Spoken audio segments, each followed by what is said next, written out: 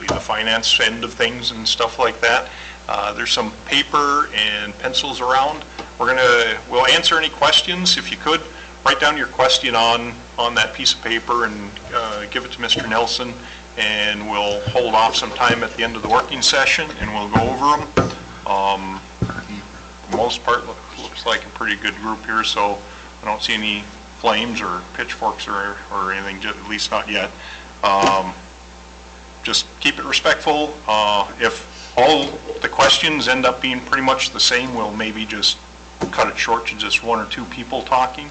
Also, there will be more public sessions that we're planning, and in that forum, it'll be a lot more questions and answers, that sort of thing. Just being our working session and then our board meeting, we'll probably kind of keep things a little bit shorter, but we will answer some questions. If they want to address the board, I think the forms are back there. That's normal procedure if they want to step up and...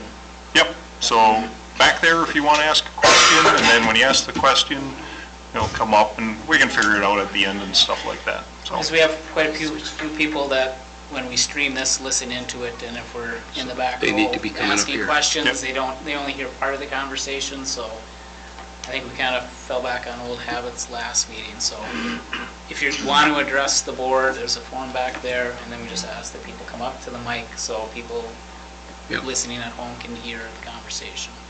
And Kyle, if you need help with the writing, John can do some of that for you. Wow. So on that note, we'll get going. Yep. First up. All right.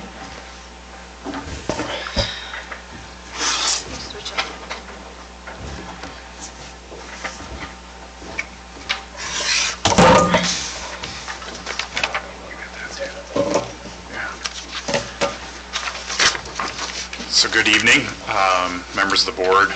My name's Matthew Hammer. I'm coming from Ellers. We're the district's financial advisor. I'm a senior municipal advisor with Ellers, and I've been working with the district for the last number of years.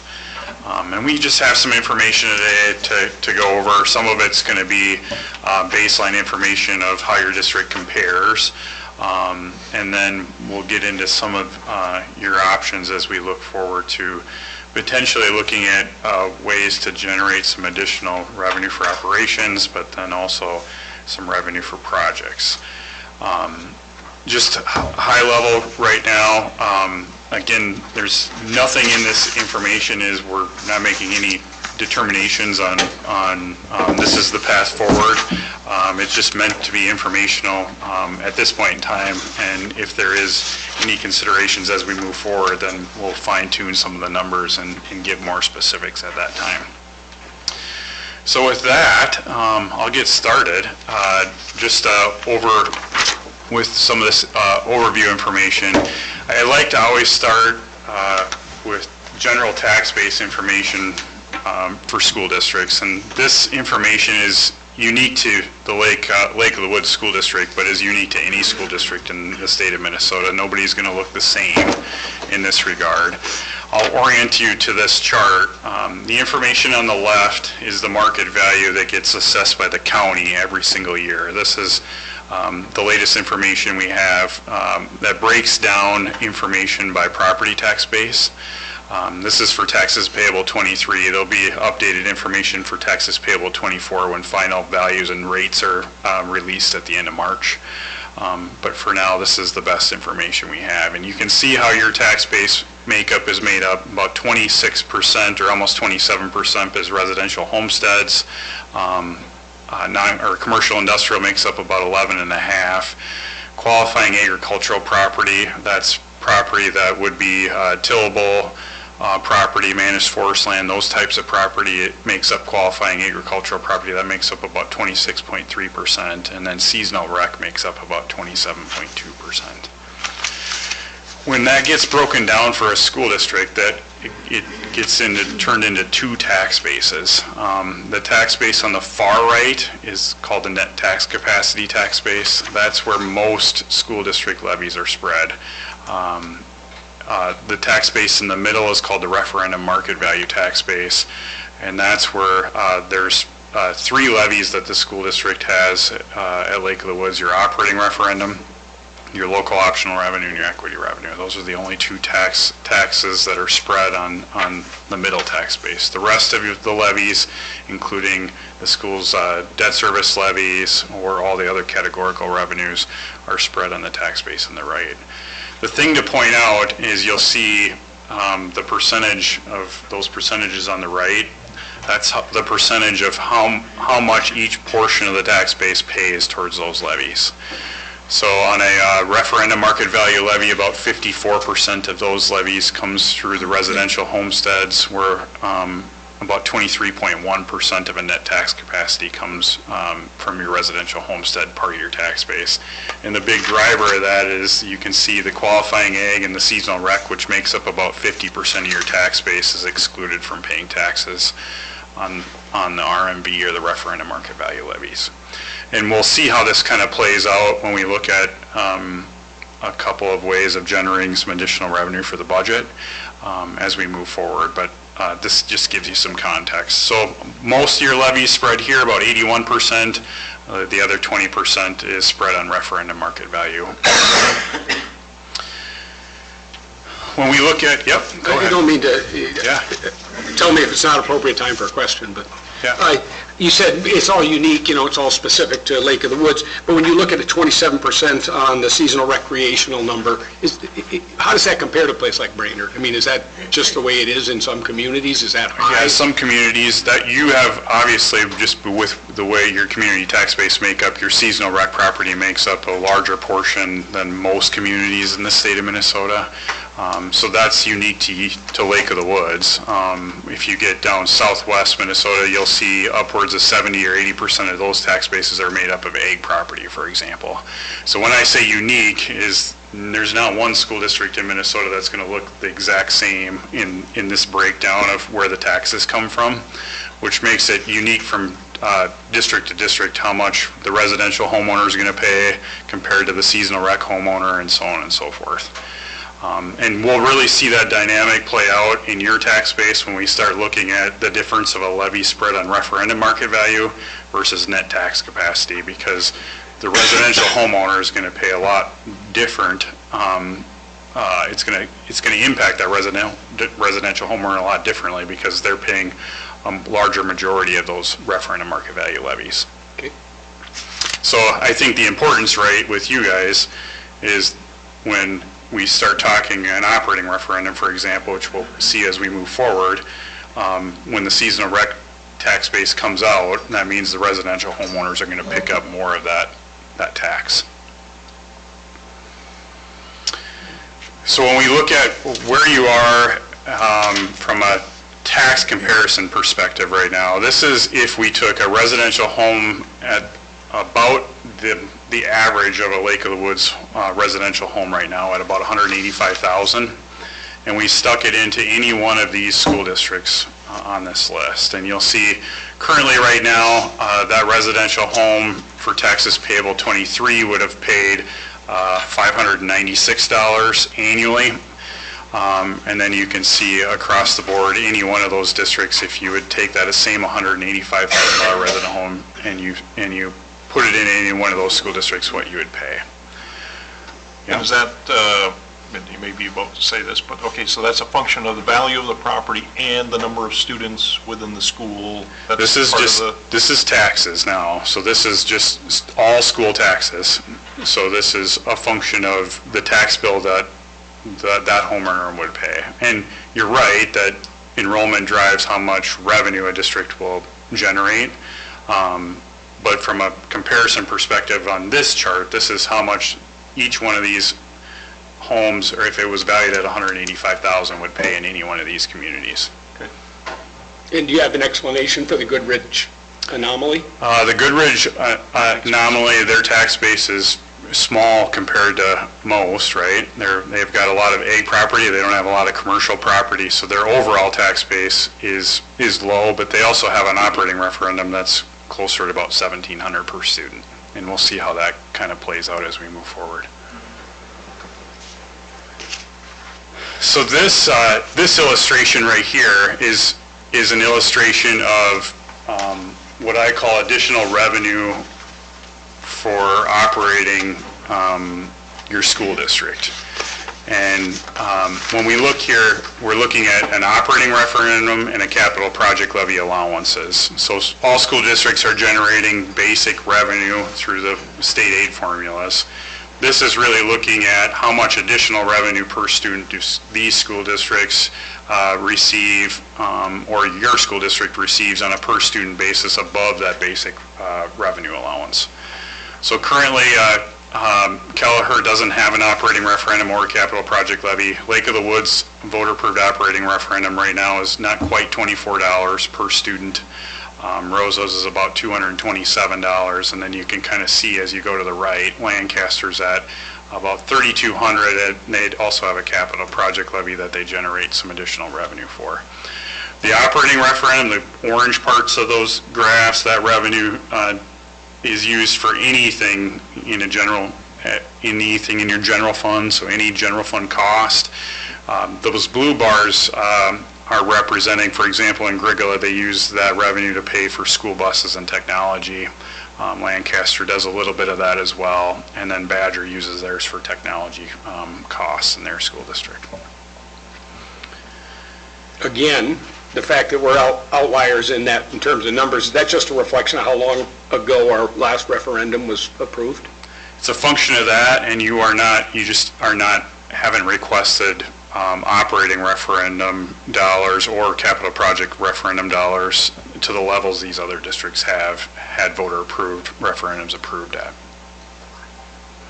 So currently right now, you're $24, and we'll talk a little bit about this as we move forward. That number, when the voters would have approved it, would have been about $300 higher on the ballot. But with the legislative change that happened in 2020, that was effective with 21, then the local optional revenue was increased by $300. No net new revenue for the school district, but it took a portion of that and moved it over towards a board-approved levy at that point in time. And we'll see how that kind of plays out as we move forward. And you said this was per student, right? Yep, this is per student. Yeah. And we've converted these blue bars into a per student rate. They're actually, as we look forward, it's an effective tax rate that gets applied. But we've converted them to a per student basis for this representation.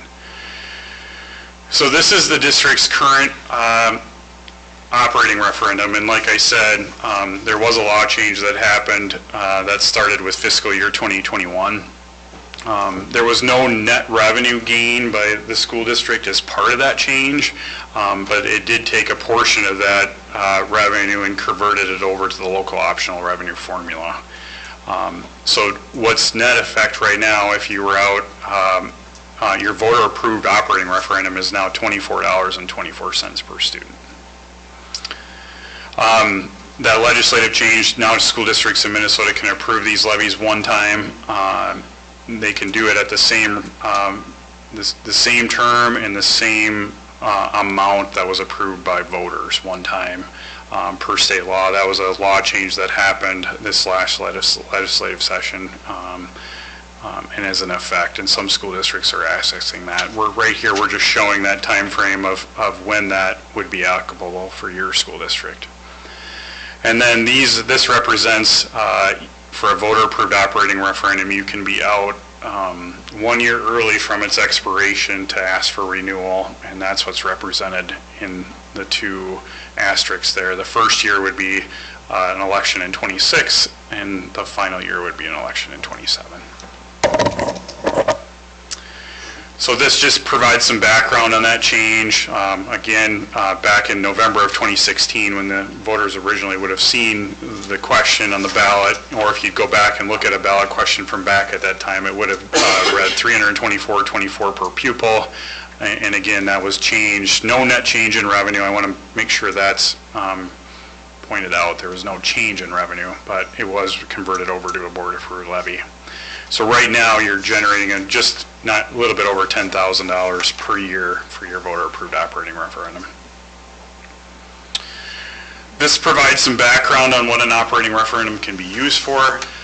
Currently, if you're not a sparsity district, and that's why you'll see the Lancaster allowance is so high, because they're a sparsity district and we're grandfathered, but if you're not a sparsity district, the cap is a little bit over $2,200 per student statewide. So for fiscal 24-25, that cap is $2,202.89. And districts can have a voter approved operating revenue above that unless you're a sparsity district. The allowance for using this revenue is pretty much wide open. You can use it for anything that you would fund out of your general fund right now.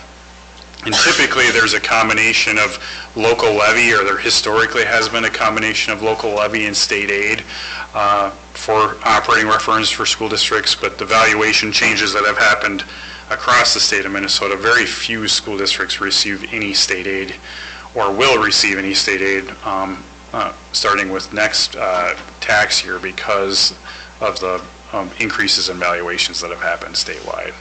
So for the most part right now, an operating referendum is all coming through local levy.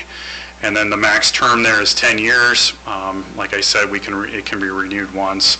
It's spread on referendum market value tax base, and like I said, can be used for anything.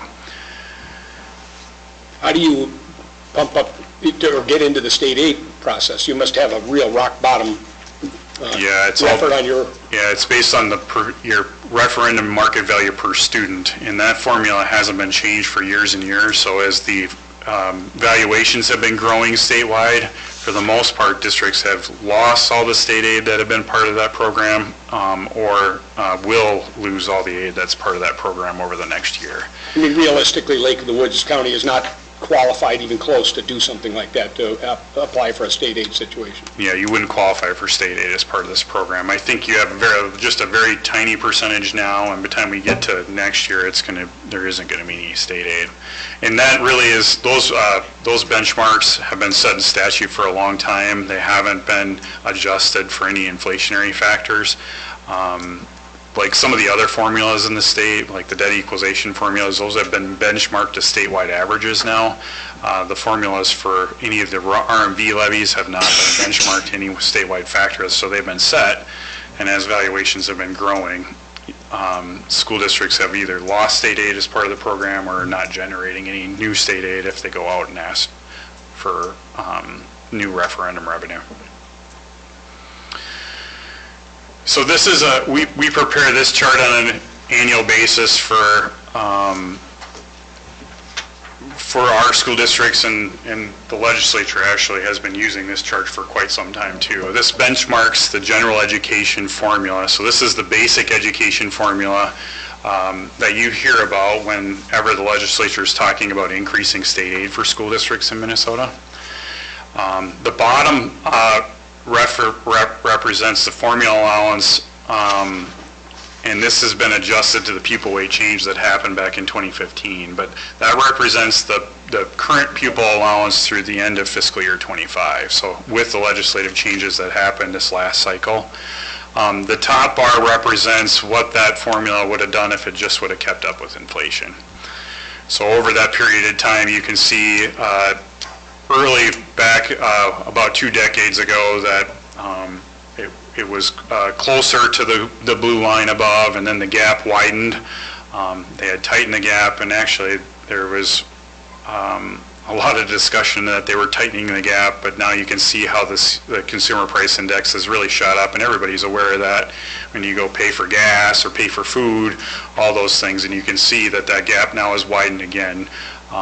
And right now, if the formula just would have kept up to the inflationary adjustments over that period of time, the formula allowance would be about $1,300 per student higher than it is today. So if you take that $1,300 and apply it to your student count, right, that gives you a sense of how much additional revenue that would be there if the formula just would have kept up to the inflationary pressure that's been put on the school districts over that time. What that means is school districts have had to rely on asking the local property tax owners to ask for additional revenue to maintain operations and make reductions, obviously, as part of that too. And right size over time. Special education has been another big pressure that's everybody knows about over the last 2 decades. The legislature did make some improvements there, but that has still been underfunded as well. So those 2 pressure points have really caused school districts to be out asking for additional referendum revenue in either asking for additional operating referendum or asking for additional capital project levy to fund technology or other pieces of the school district's budget on an ongoing basis. So that is kind of the operating referendum side. The other area that school districts can look to generate some additional revenue is through what we call a capital project levy referendum. This is often referred to as a technology levy. And you'll hear it referred to as a technology levy oftentimes in the metro area. Currently statewide, I think the last number that I saw was 58 school districts across the state have some form of capital project levy that's currently funding either technology or some capital purchases in the way of school buses or other deferred maintenance types things. This is a little different because the ballot question is not a per pupil amount. It's actually presented as a tax rate that's put on the ballot. The allowable uses really reside when you're thinking about generating additional revenue for your operation. It's ways at looking at what are you currently funding out of your general fund, such as technology or other capital purchases that would free up other resources in your budget. So that's the way we've been looking at this as a means to generate revenue for a school district is what are you funding out of your general fund currently that could be funded with a capital project levy in the way of technology or other capital purchases. And when we speak technology, it's not limited to just devices. That can be technology staff, that can be people that are working on your networks, that can be training that happens, that can be digital curriculum. So technology is very broad when you think of technology in the way of utilizing this revenue. The other area is vehicle purchases. Oftentimes school districts will have buses or those types of things. That's another thing that school districts are using this revenue stream for. There is no state aid component to this, albeit, like I said before, the operating referendum isn't really generating any state aid for school districts for the most part anymore either. The term is still 10 years, and unlike the operating referendum, this one does not fit into the part of the statute that allows for boards to renew this one time. So this has a max term of 10 years, and if at that point in time it expires, the board would have an opportunity to present it back as a renewal, but it would expire and wouldn't be able to be board approved. So the other major difference here is this is going to be spread on your net tax capacity tax base. So when we think of that, and we'll see how that kind of rolls out from a comparison perspective in the upcoming slides, but it's going to be spread like most of your school levies and going to pick up your entire tax base and not exempt the ag land as well as the seasonal rec property. Is that historically or traditionally applied in conjunction with a regular operating referendum? Or is that something alternatively, or do you put post 2 on the ballot and hope they pick one? How does that apply? It's been done different ways. The questions they can't be presented in the same question. And they can't be presented in the same question because they're spread on 2 different tax bases. So by law, they have to be presented separately. It's not uncommon for them to be presented as 2 separate questions as part of a referendum ask. And then they obviously can be presented on their own as well. But when you're looking at presenting this information, oftentimes as you look at it, your budget might not have enough cost to be able to get moved over to meet the needs of additional revenue. So in that case, sometimes districts will present a question that will have a capital project levy component and an operating referendum component. And then they'll obviously be taxed a little bit differently, which But you'll see that when it's presented, where they'll see the tax impact for both questions presented as part of that. Does that answer your question? Yeah, and I'm thinking from a voter perspective, but does that get confusing? Is the general public savvy enough to make that discernment of the two and how it's going to affect their tax base, as opposed to just, they're asking for 2 referendums as opposed to 1? Yeah. I mean, you And just those went are on at length to describe it, and I don't think, and the average, Yeah, and those are all considerations, right, of how it gets presented. I think when it gets presented from a tax impact perspective, we try to make it as clear as possible, right, that you're going to see the tax impact for question 1, tax impact question 2, and the net change of both, right, presented in that information. So with that said, it for surely is, when you have more than one question out there, there's obviously more information that has to be presented on the reasons for each of them.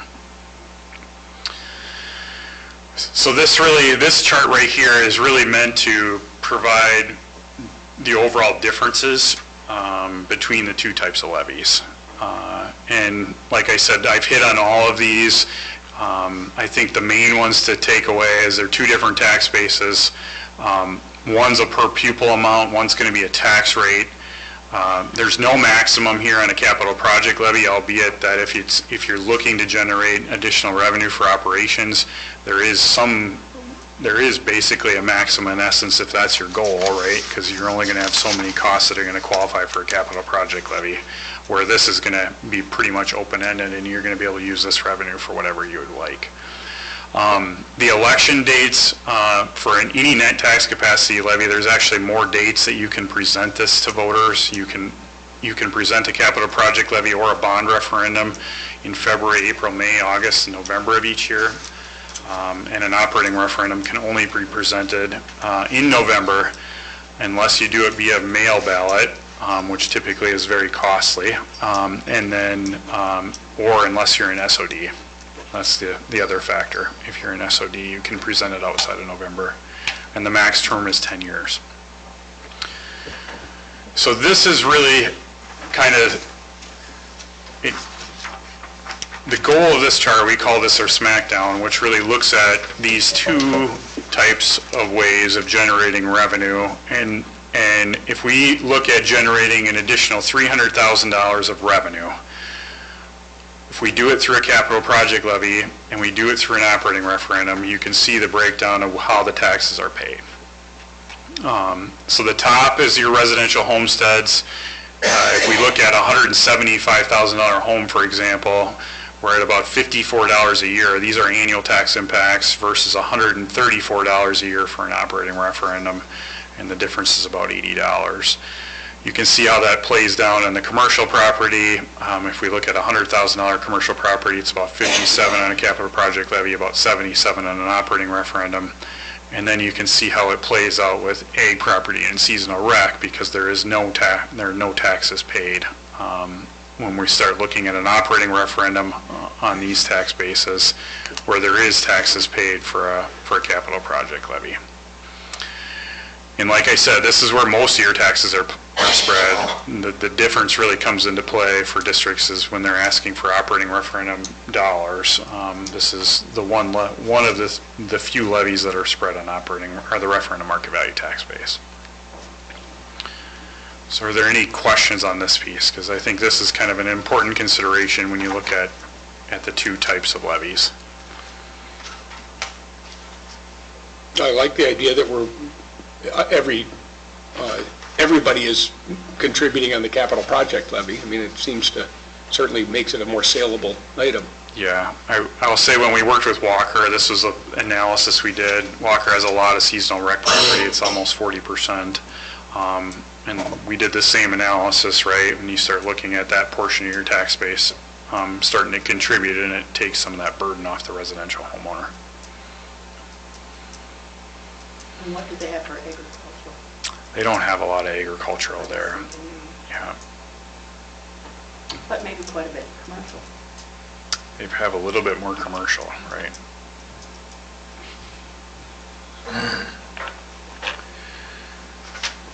So this was meant to just give you some context on, these are really the two areas that school districts have a means to generate additional revenue for operations. So it either comes through a capital project levy or an operating referendum are the two ways when you're looking at generating additional revenue for your general fund that school districts are able to do it in the state of Minnesota per statute.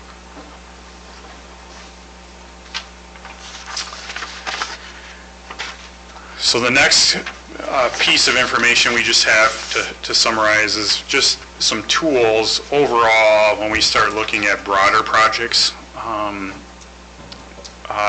outside of just generating our additional revenue. These are the main ones. These are the voter approved tools, right? And we'll look at the main voter approved tools. The main one for capital projects is a school building bond issue or a referendum. Your district's done that in the past. That's has the broadest authority, most flexibility. If it's on the ballot and you're acquiring and bettering facilities, you pretty much can use a school building bond election and make improvements to your schools. Operating referendum, capital project levy we talked about. Those are typically more on the operation side than the capital project side, but you can use those dollars too because they're open enough to that if that's what you're looking to do. So currently the district has outstanding debt that goes out through 2036. This is just to give you a sense of kind of where you're at to date. The 2016 A bonds, the final maturity is fiscal 27. A portion of that as we go forward is you use some of your existing revenues to make those payments. We'll see that in the upcoming slides how that works. And then the other portion was a school building bond that was refunded at the same time those bonds were issued. And those payments are scheduled to expire at the end of fiscal year 27. This is the larger issue right here. This bond was refunded. It was actually capital appreciation bonds, and it was refunded back in 2021, and there was a considerable amount of tax savings that was generated at that time, and I don't have it off the top of my head, and I should have, but I was thinking it was in the tune of, I know it was multi-millions of dollars, and I can look that up, and I should have had that information. I'm sorry about that. When we start looking at ways that school districts can look at additional projects, when you look at financing, it's not similar to, it's similar in the way that you have principal and interest payments that are made over time, just like a home mortgage, but municipalities have some broader flexibility with how they structure the commitments and the repayment. And this is really just to give you an illustration of hypothetically if there was a $7 million bond and how it would get repaid over time. The gray bars here represent the district's existing commitments. Those are your existing debt service levies. And these really represent the tax rates, and I'll talk a little bit about this change here and the reason for it. But the gray bars represent your existing tax rates. The blue bars represent what the payments could look like for a new bond issue. And really what this looks like is when we look at capital improvements, a portion of this is managing the tax levy and the tax burden on the homeowners and the property owners in the school district and trying to spread that over what would be a useful life of an asset. In this case, we're looking at 18 tax levies, but that allows as those assets are being, their useful lives are being used up, the taxes are getting paid over a period of time. It also allows to spread out that tax burden as the property owners that are benefiting from facilities or utilizing the facilities are repaying those over a period of time. So really this is kind of twofold, right? We're trying to manage the tax implication, but also spread that out so that you're not paying all those levies right up front and having a large tax burden in the short term. This represents the tax rates, and everybody is fully aware that the valuations have went up a lot over the last number of years from market values, and I think one of the important considerations for school districts It doesn't always work this way in other municipalities, but for school districts in Minnesota, you're generating revenue on a per student basis, or you're generating it on a fixed debt service levy, because we're setting up those levies when we set them up to be level over a period of time. You can see there's a little drop here. But this really is a representation of the valuation change that is reflective in the tax rate actually decreasing to collect that same amount of revenue. So for example, right, if you have a $500,000 principal and interest payment, that principal payment's going to stay level over time because we've set up your structure to be a level over a period of time. But as the valuations grow, that means the tax rates to collect that same $500,000 go down. And I think that's important for people to be aware of, because oftentimes other states will use what we call a mill rate, where you'll have an effective tax rate and that revenue comes in and actually means that a school district or their municipalities will receive more revenue. And that's not the way it works in Minnesota. You receive a fixed amount of revenue to make those payments, and then those tax rates are adjusted to collect that revenue. And then the other levies that you have are collected based on your student enrollment. So as your student enrollment is ebbing and flowing, that's how revenues for your most part of your operation is going to be collected. The revenue is going to be collected. I think the important piece just to point out, and you'll see it as we start looking at the tax impact, right, is this is mitigating the tax implications, and we're doing that by spreading that out over a period of years. So when we look at generating $7 million, this is the estimate for what that would look like. If we take a $175,000 home, in this case, it's about $67 per year to generate about $7 million for, and that would be a $67 increase over that period of time and repaid over that period of time. So it would go up one time at $67, and then taxes would remain at that level ongoing. And then you can see how this breaks out.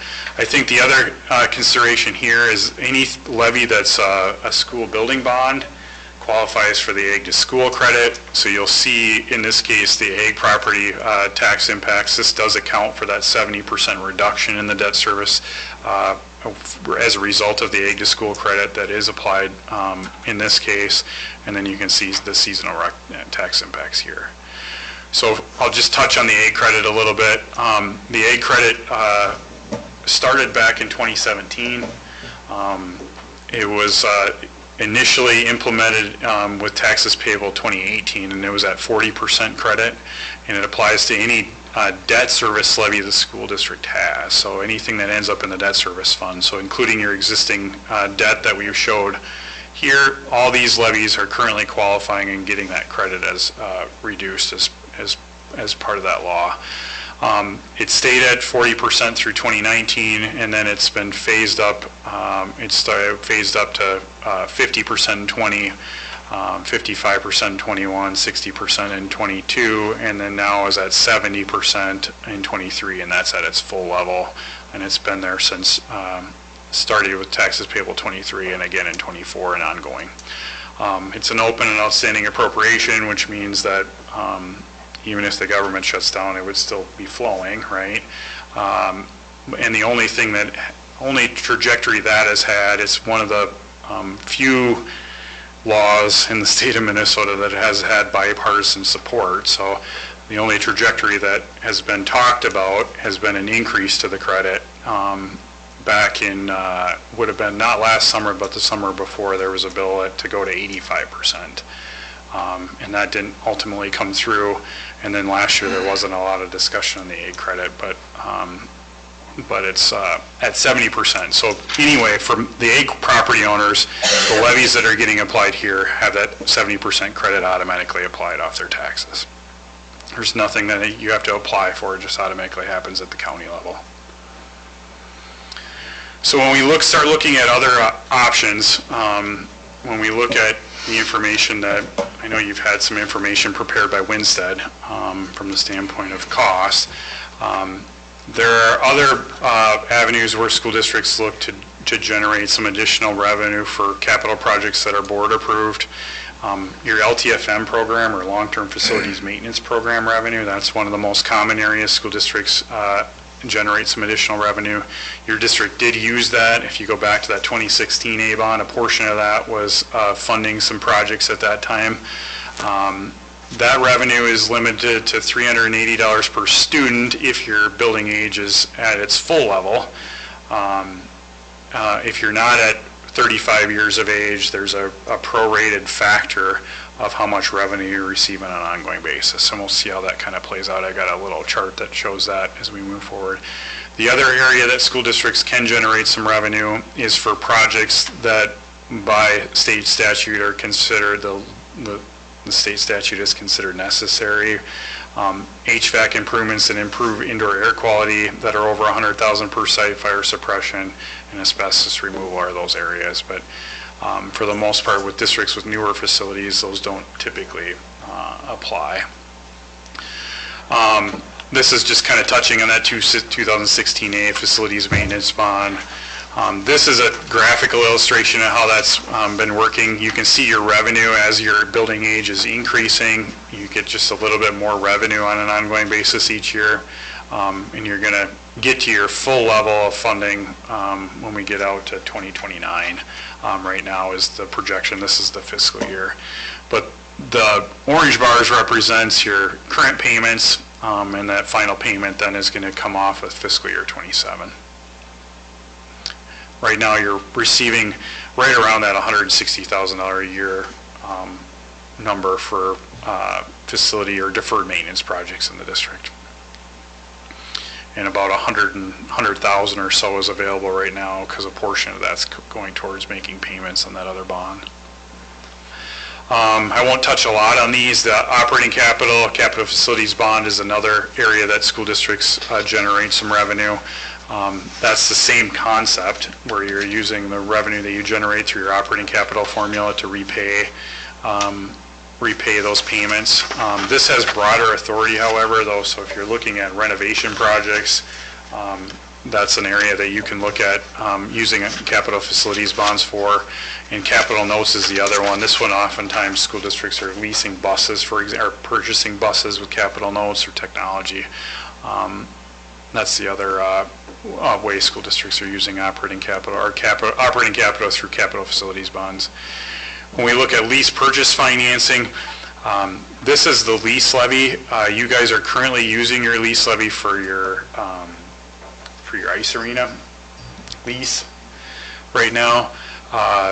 Districts receive $212 per student, and there is some things where districts can look at doing building additions or making improvements to outdoor facilities. For example, fields, tracks, tennis courts are maintained in this way sometimes through lease versus financing for the lease levy. Currently, you're using up most of your lease levy authority with that existing lease for the ice arena, so that's already in place for your school district. And then the final area that school districts have, you might have heard economic tax abatement before. It's common in other municipalities and cities and counties, but for school districts it's limited. School districts can use it for parking lot projects or parking lot infrastructure only. It is an additional tax levy, but school districts in Minnesota now have been using this funding mechanisms to make improvements or build new parking lots when they're needed. But it is an additional tax levy. It does qualify for the A credit, and that it can include bus turnarounds, those types of things, anything parking related. And really the idea is those are public purpose spaces. So that's the use that's been approved by MDE for school districts to use. So that's what I had really high level. I can answer any questions folks have about any of the information or anything that you're kind of thinking about at this point in time. I mean, other than the specifics of what we decide to move forward with, from a knee-jerk reaction, do you look at that public commitment that we have right now and say we're overdue for asking something like this? I mean, it's time. Yeah, I mean, you look at your tax comparison, right? You're one of the lower, you have some of the lower residential taxes in the area. I don't know if that means you're overdue, but when you have some needs, right, that's an argument for it. Well, I guess what I was thinking was the age of the building is some of the things that precipitate, like the need for a capital referendum. Is it nearing 30 years or is it 30 years? 1992, Yep. So that's over 30. so 20, It's over 30. 30, yeah, 32 years. 32 years. Yeah. Yeah, and that's obviously a consideration, right? When you start talking useful life of assets and when they're getting to that point, when there's needs that come due. I think from an operating perspective side, that's the reason why some of the other communities have a little higher taxes, school taxes, right, is because they're generating additional operating referendum dollars for their operations to run programs too. So when you look at where you're at on this list, when I go back here, right, this correlation to where you are at on this list with the comparables to this list of what's getting generated for additional operations for the school really is correlated because these school districts are generating on a per student basis more revenue for their operations than your school district is, which is a direct correlation to why your taxes are low on the residential side here. And then on a frequency term, you know, your chart there where the CPI was starting to diverge and, yes. I mean, realistically, a lot of schools looking at that and probably throwing referendums out in 2013, that time. I mean, they're aware of that, see that happening and say, okay, and we have not done that. I mean, we didn't in 2013, obviously, and but moving forward, should we be looking at that more frequently or at least prepare the taxpayers for that possibility? I mean, it seems to be that that's just a fact of life right there. Yeah, and I can say, like, anecdotally right now, there's a lot of school districts looking at referendums right now, just with inflationary pressures that have happened for various reasons, right? With revenue loss or other things that are happening just economically that are putting increased pressure on operations. I will say that one way that school districts are combating a little bit of this inflationary pressure is you can have an inflationary adjustment in your operating levy question. And that's becoming far more common now, where school districts will not just ask for a per pupil amount, they'll also ask for a per pupil amount that's subject to a rate of inflation. And that rate of inflation is determined in the same way this rate is done. This MD, it's not that the school district determines that. This MDE determines that on an annual basis when they determine their statutory cap movement. So the RAPs, or as this statutory cap moves here, this number, because this moves on an annual basis, then those operating referendums that have that inflationary adjustment move at that same level. So that would be an ongoing improvement. I mean, for the 10 years of the bond or whatever. Yeah, so like, for example, if you ask for $100 increase per student, the second year of that would be whatever that inflationary adjustment was, which had historically been about 2% over the last decade, except for the last few years where it's been a lot higher than that, just with how inflation has been impacting the economy. So those numbers have been much higher than that for the districts that have that inflationary adjustment. The other way to look at it is this type of levy this is one levy for a school district that is subject to the change in property valuation. So a capital project levy will generate additional revenue as the tax base changes in value, either decreases or increases, right? There has been times where probably 15 years ago where valuations were declining, right? So then districts that had capital projects levy actually lost revenue on an ongoing basis, but for the most part, districts generate a little bit more revenue on an ongoing basis with the tax rate levy, and that generates increased revenue each year as the tax base grows. So at times, it can be beneficial to have both of them, right? So that kind of gets back to your question, because one will adjust based on tax base and one will generate enrollment. I think the other consideration, if you're declining enrollment, declining enrollment can have some benefit to have that inflationary factor, because that can offset some of the effects of the decline too that districts are experiencing.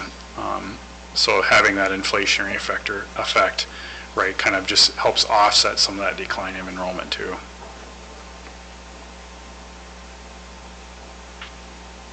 I mean, you look at our financial picture, and you're aware of the fact we're working hard on things right now. But I would argue that the declining enrollment hasn't, I mean, it's not been good over the last decade, but it seems to have hopefully stagnated a little bit in terms of that drop. So we're trying to fix, or we're trying to fix a building, for instance, with program dollars, you know, is sort of the way I look at it at the moment. So your argument earlier was the capital levy would allow you to open up some of those program dollars to use them where they should be. Right. Know, so that you're not robbing Peter to pay Paul kind of a mentality. Yeah, I think some of the big areas, if you're thinking of capital project levy, your technology obviously is a big cost that comes out of your general fund operation. Curriculum is another one. I think that has had a big evolution. It used to be textbooks, right, that you used over and over and over again. Well, that isn't the way it works anymore. Subscriptions, those types of things that have ongoing costs. So there's just cost to having those digital curriculum offerings. That's another area that you can use your capital project levy to dedicate funds towards that. And then if you have a vehicle fleet, that can have some impact, right? Because you have to budget that into your operation on an ongoing basis. But I think when you think of technology, it's very broad, right? That can mean training that gets done with staff. That can mean just maintaining infrastructure in your school district. That can mean devices. That's a very broad spectrum, and those types of things come with a cost. And if you don't have a dedicated funding mechanism to do that, then it ultimately comes out of your general fund. And puts stress on what you're saying, other programs, right? Yeah. From a timing perspective, again, my assumption is that you're sort of walking us through this now, but we'll continue to, assuming we want to move forward with something like this, walk us through to, let's say, November, if we pick that for a date. Yeah. Is that timing appropriate for what we're talking in late February for a November potential at this point? I mean, I understand that there are dates, right, Jeff, that August, for instance, if we really ramrodded some stuff through here. Or, yeah, August would be tight at this point in time. You have to call for an election 74 days in advance. So if you're talking November, the election deadline is around August 25th, I think. I can't remember the exact date, but it's around that time frame, the end of August. And typically, boards would be calling for that election either at their August meeting or their July meeting. And obviously, there's pieces in front of that determining what the ask is and all those types of things that go into that timeline as well. But that's the statutory timeline. So August is kind of your drop dead date. If there is, with the capital project levy, the other consideration, if you're spending a dime outside of technology, there is a review and comment. If you're going to generate more than $2 million over the period of 10 years, that just means that submission, it's a very abbreviated review and comment, has to be submitted by the end of June. But that's nothing from the standpoint of if that's a consideration where you should be worried about that in any means. And then, but if we don't get this on November, the next potential date falls into the next calendar year, which then, I mean, I understand that this is, we're not seeing dollars till 2026, even if something is successful in November. So now we're looking at 2027 if we don't make a November date on this. Yeah, so an election in 24 will be taxes paid in 25, which will be revenue in fiscal 25-26. If an election is held in 25, the revenue is collected with taxes payable 26, and then it's revenue in 26-27. So if there is an election held in November, the first year revenue then pushes out a year-to-year point. And right now, the first year of new revenue on any scenario, the earliest that it could be generated would be with fiscal 25-26. Is there typically a cost associated, I mean, other than promotion, I would assume there's a fairly hefty lift just to get the word out, and then thinking cost associated and then risk of not having it approved, because like 50% of them approximately. Yeah, it's a 50 plus 1, yeah, or so you have to. First try. Yeah, and I think right now, there's going to be some cost share because you're going to have the national election going on too, right? Okay. So if you're typically that's some cost savings when a district's running it because they're running them at the same time. So the election's going on regardless if you're on the ballot or not, right? So that would be a reason to push for it this year. Well, it'd be a reason that it's, from the standpoint is it's not going to be as costly, right, this year. What's costly? I mean, what, town this size, what does it cost to put something like this? I don't have specific numbers on that, on what that would be, but you're going to have legal fees for generating the election documents and those types of things.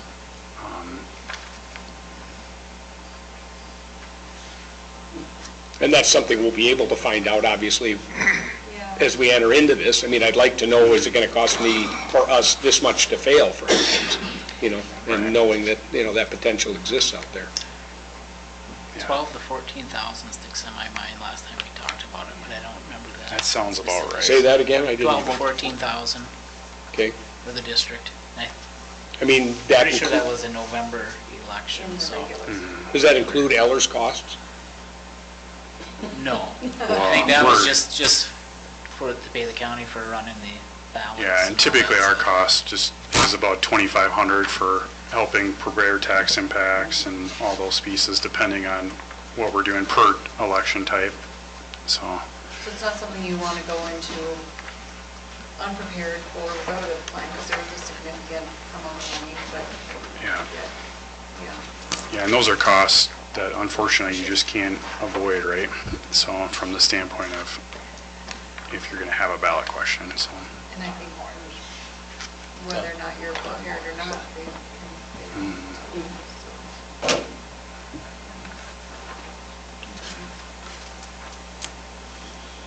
Do you give advice, or do you, the $2,500 just is basically making sure things are done properly? We facilitate all the election, we prepare all the tax numbers, right, all the tax impacts, all those pieces. We'll come up with all the analysis for taxes. We prepare a website typically that gets prepared and gets put on the website so property owners know exactly what the tax implications are for the questions. Well, I mean, I'm leading that into the question that I'm going to ask for advice, which is, you've looked at this, you know, you've got a smell on it, you've certainly done these before. Is that something Lake of the Woods should be pushing into right now? I mean, I look at that and say, God, we need to pump that up a little bit. It seems almost egregious that we're not higher in terms of what we're asking out of the public. Now, that's a little dangerous to sit here with an elected board position and say something like that, but it just seems like it's an appropriate time, just from what you've just thrown at us. Yeah, I think the considerations, right, are if you know you're going to need additional revenue for your operation, right?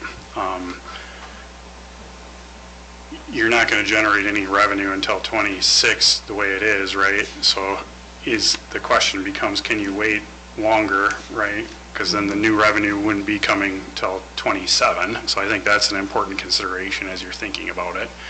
And then it becomes just budgetary from the standpoint of how you think your operation, from the standpoint of needing additional revenue is. And I think the numbers are there, right? When we go back and we look at what, I just go back to here because I think this is an important thing.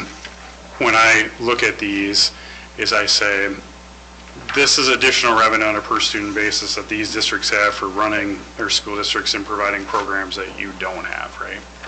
So that's helping support their operations and the programs that the public sees on a daily basis.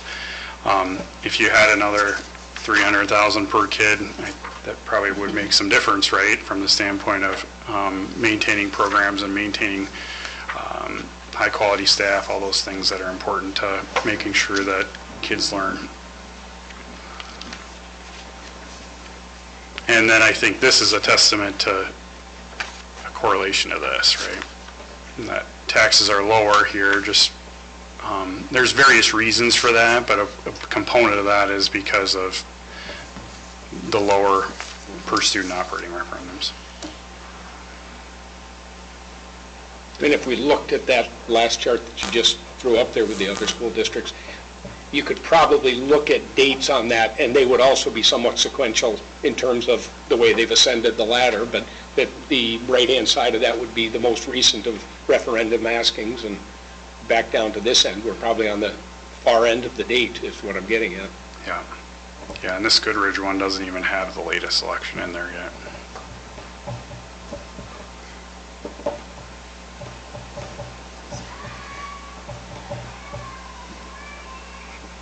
Do you want to open it up for any questions from the public? I know we're going to wait till the end, but with the weather coming in and Matt's got to get somewhere sooner than later.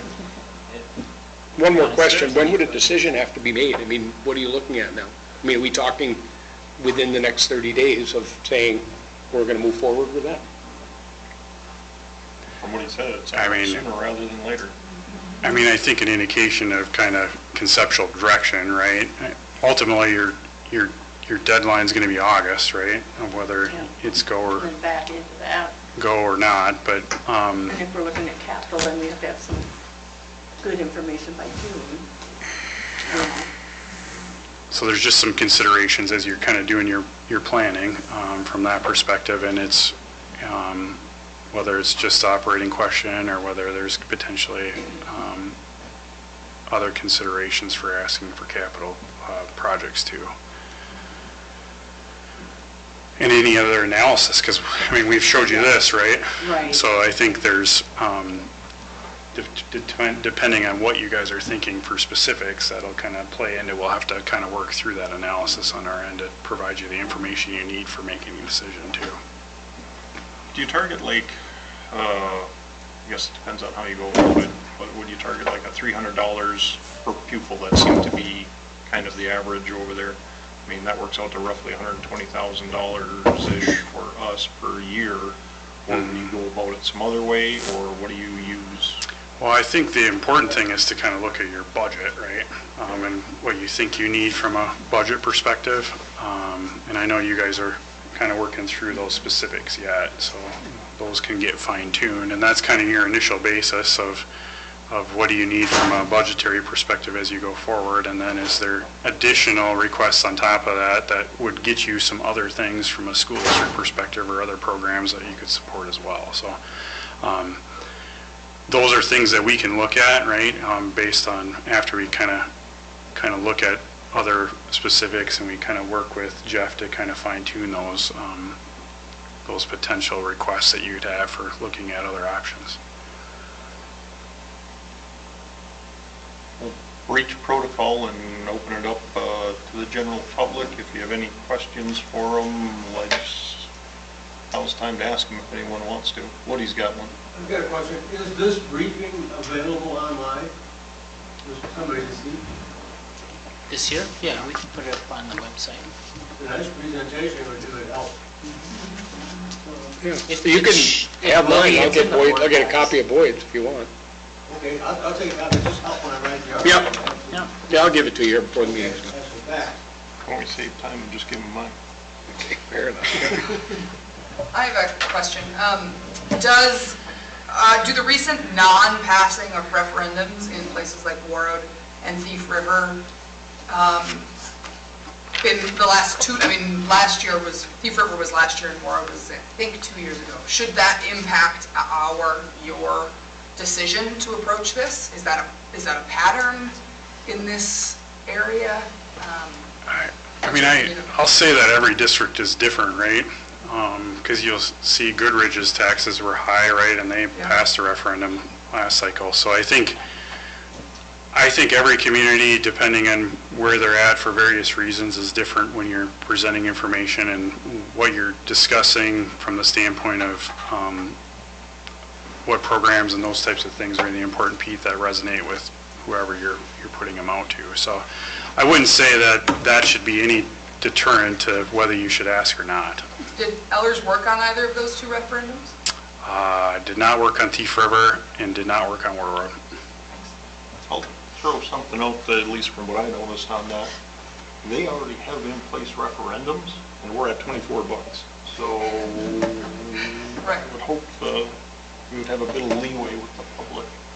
But I do think, that I asked that question because I know Warroad went through major cuts, Yep. and Thief River is doing major cuts because referendums did not pass. So it's, I think, quite local to us, Yep. you know.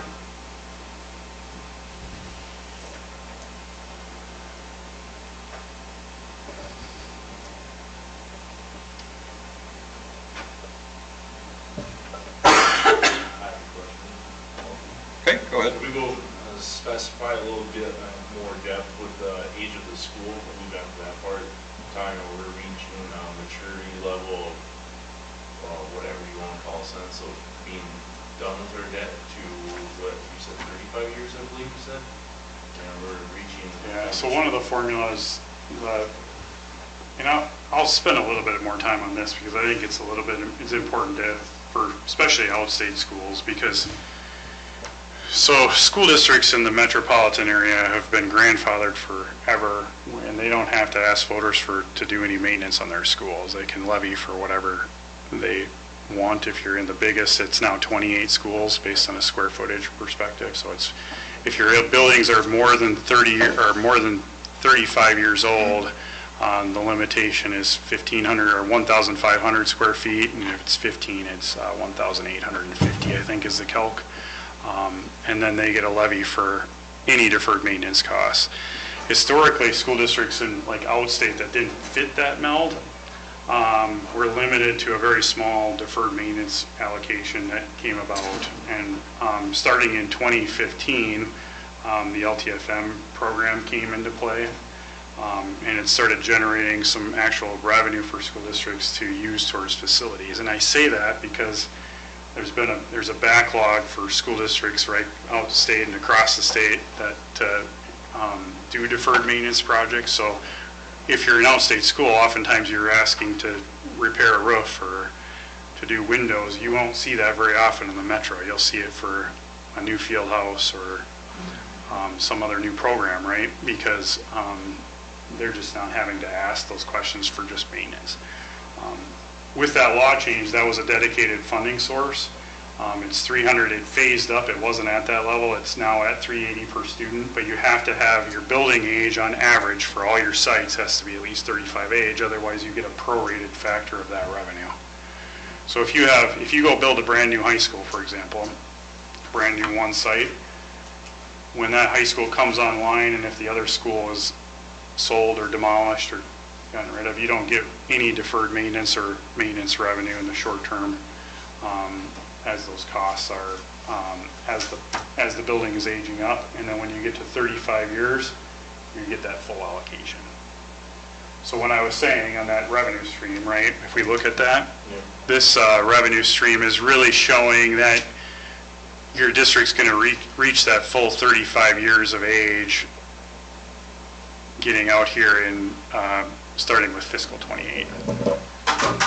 So the reason why I'm asking, where I'm going with is that you're bringing up 2026, if we get things situated here, if not 2027, the projected date that you could receive funding, but yet so we have options to go elsewhere for more funding if our schools. Yeah, this is just funding. You get about $100,000 a year the district gives just to maintain facilities that's dedicated for maintenance.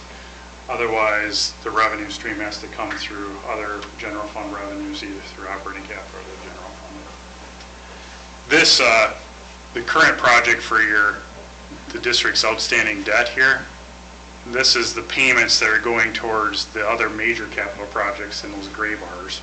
And those payments go out through taxes payable 35 right now. And the district's done a good job. They've managed and refinanced those obligations when rates were good. So there was a considerable amount of tax savings that happened back in 2021 during that refinancing that happened at that point in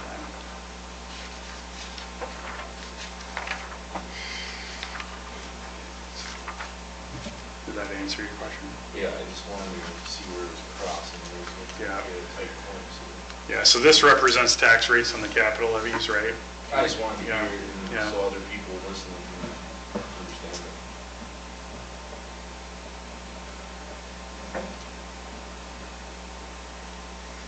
it. Anyone else? Okay, I guess that's it. Thank you very much. Yeah, for sure. Let us know if you have any other questions, and Jeff can get in touch with us, okay? Yes, thank you. Thank you. Appreciate you coming. I'll be in touch. All right, I think we'll move on to board committee reports.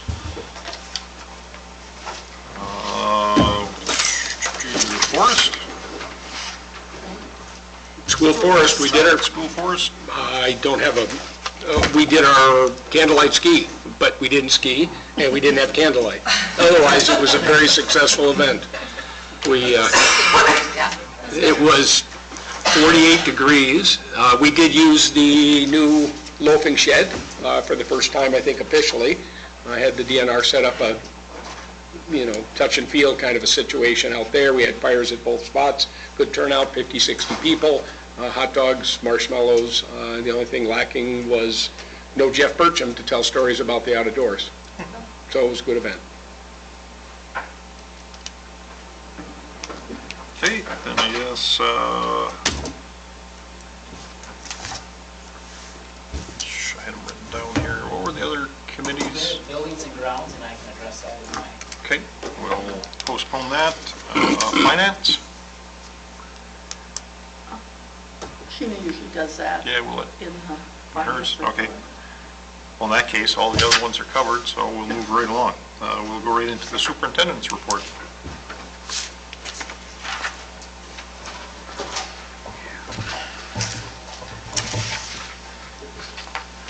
So I see we're already after our start for the regular board meeting, so I'll try Yeah. to summarize. I have a ton of stuff to go through. I'll try to go through it as thoroughly as I can, but also keep time in mind. I guess the first thing I want to just do a clarification. I know in the newspaper, the headline, school board facing shortfall takes out a loan to meet payroll obligation. I just want to assure everyone that we have not taken out a loan. We have not established a need. We were able to meet payroll at this time.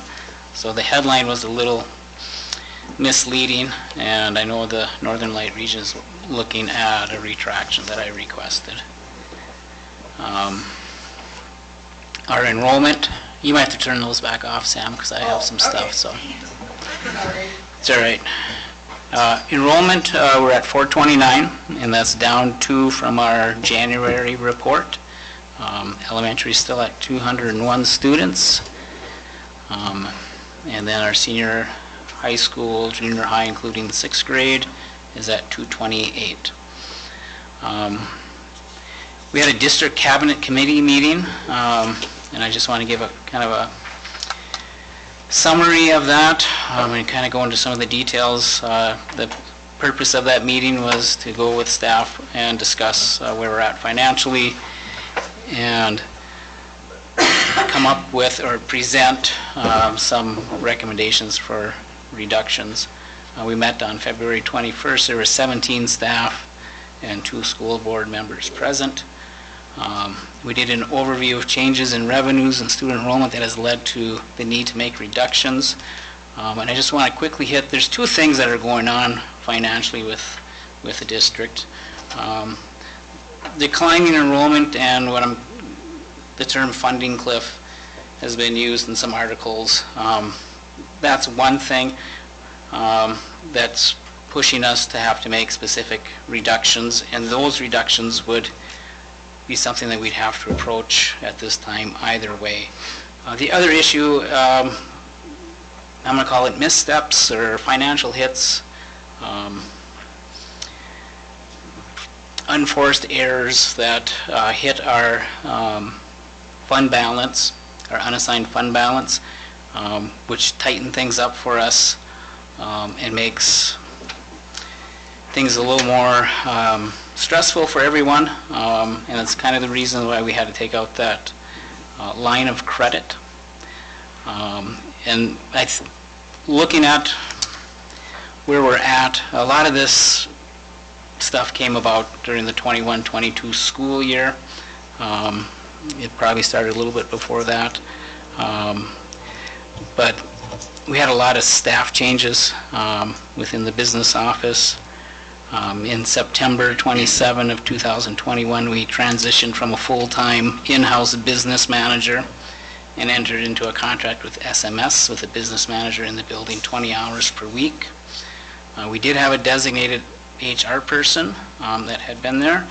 October 11th, she resigned, so we came in with a new HR person coming into that position in November. And then on May 23rd, we transitioned with SMS to a new business manager person. That's when we brought Sheena Brandt in, and she replaced the previous business manager. In the shift with all that, I think there was some missteps that kind of led to a few other things down the line. During that school years where we had the county check for the line that was not accounted for, which overstated our revenue, and it was not caught by the auditors at that time.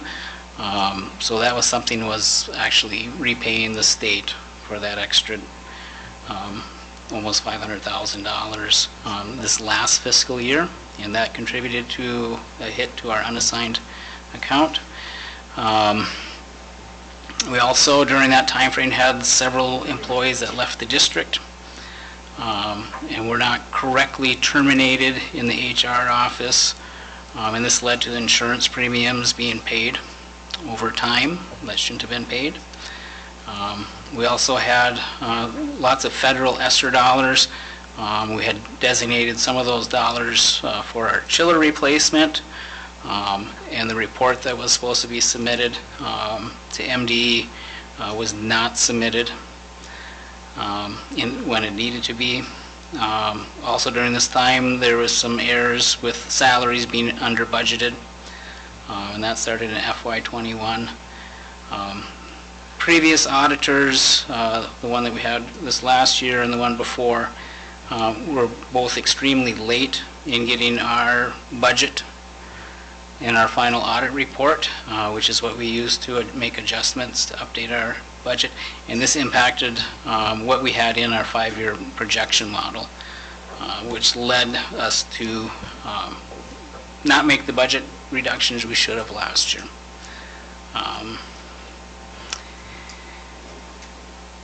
I feel throughout all of these things that I've listed, I think we've been I feel Sheena and I have been very up forward and forthcoming with this information. When these things were caught, we brought it to the board's attention. We did it at public board meetings. So this isn't something that we've been trying to hide. We've been when we messed up and we found it, we brought it to your attention, and we did it at a public meeting. At the last meeting, Todd Netsky did take the bulk of the blame when asked for staffing and budgeting errors. I also take responsibility for not catching some of these things sooner, and that's part of what I'm supposed to be doing.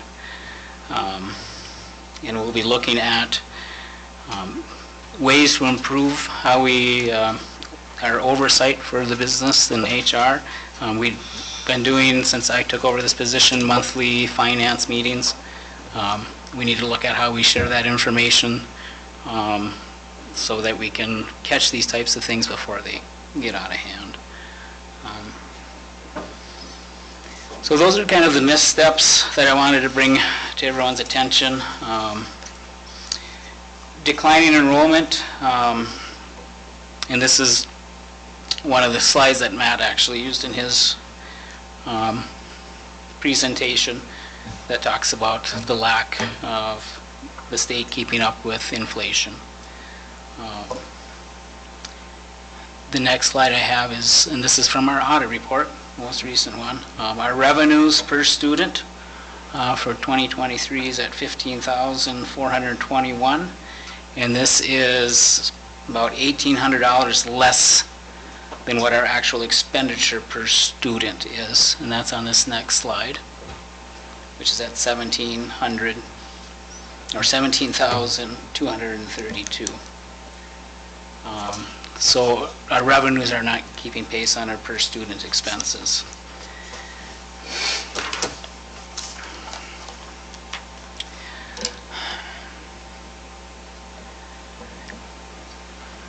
This is also from the audit, and this is our WADMs, our pupil units, and a lot of time when I give my report, that's in just a head count.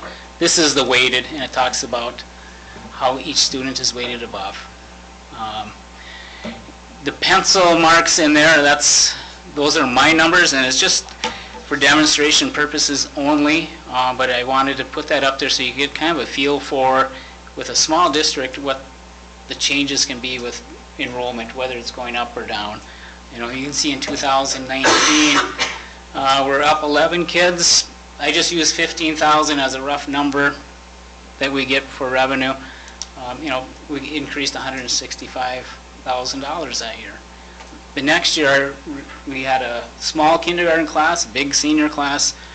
We had 43 fewer kids. That's a $645,000 hit on the district in 1 year.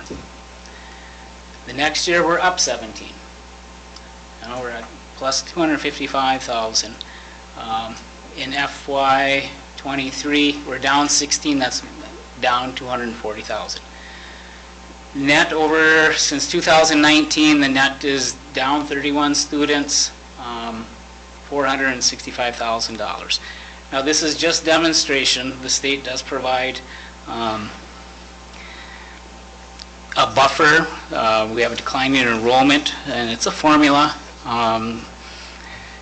that helps, especially small districts with declining enrollment. It kind of gives us a little more aid over a limited time to just kind of buffer the decline in revenue.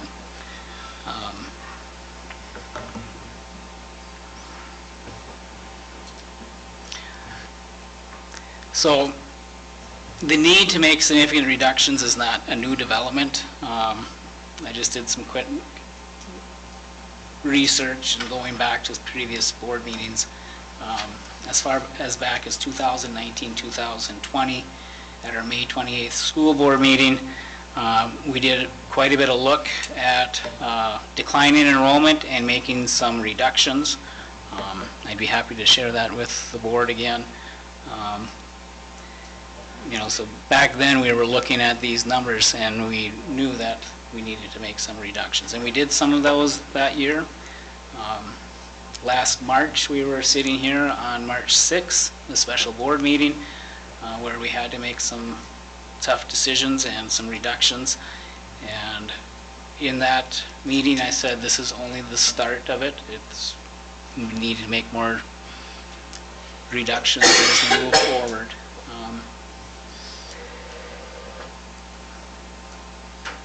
General fund expenditures. This is something I shared with the group. Our classroom instruction makes up about 74% of all the expenditures, and that's the regular instruction, vocational, special ed, instructional support, roughly about 74%. Administration makes up about 15%. And then the remainder, buildings, equipment, and debt service makes up about 11%. When we looked at making reductions, I split it up as best as I could based on how our expenditures come out of each area.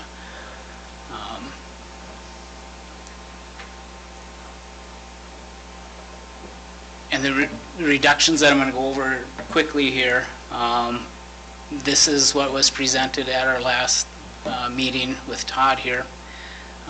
In highlighted, we've updated it with the reductions, with our target being at 750.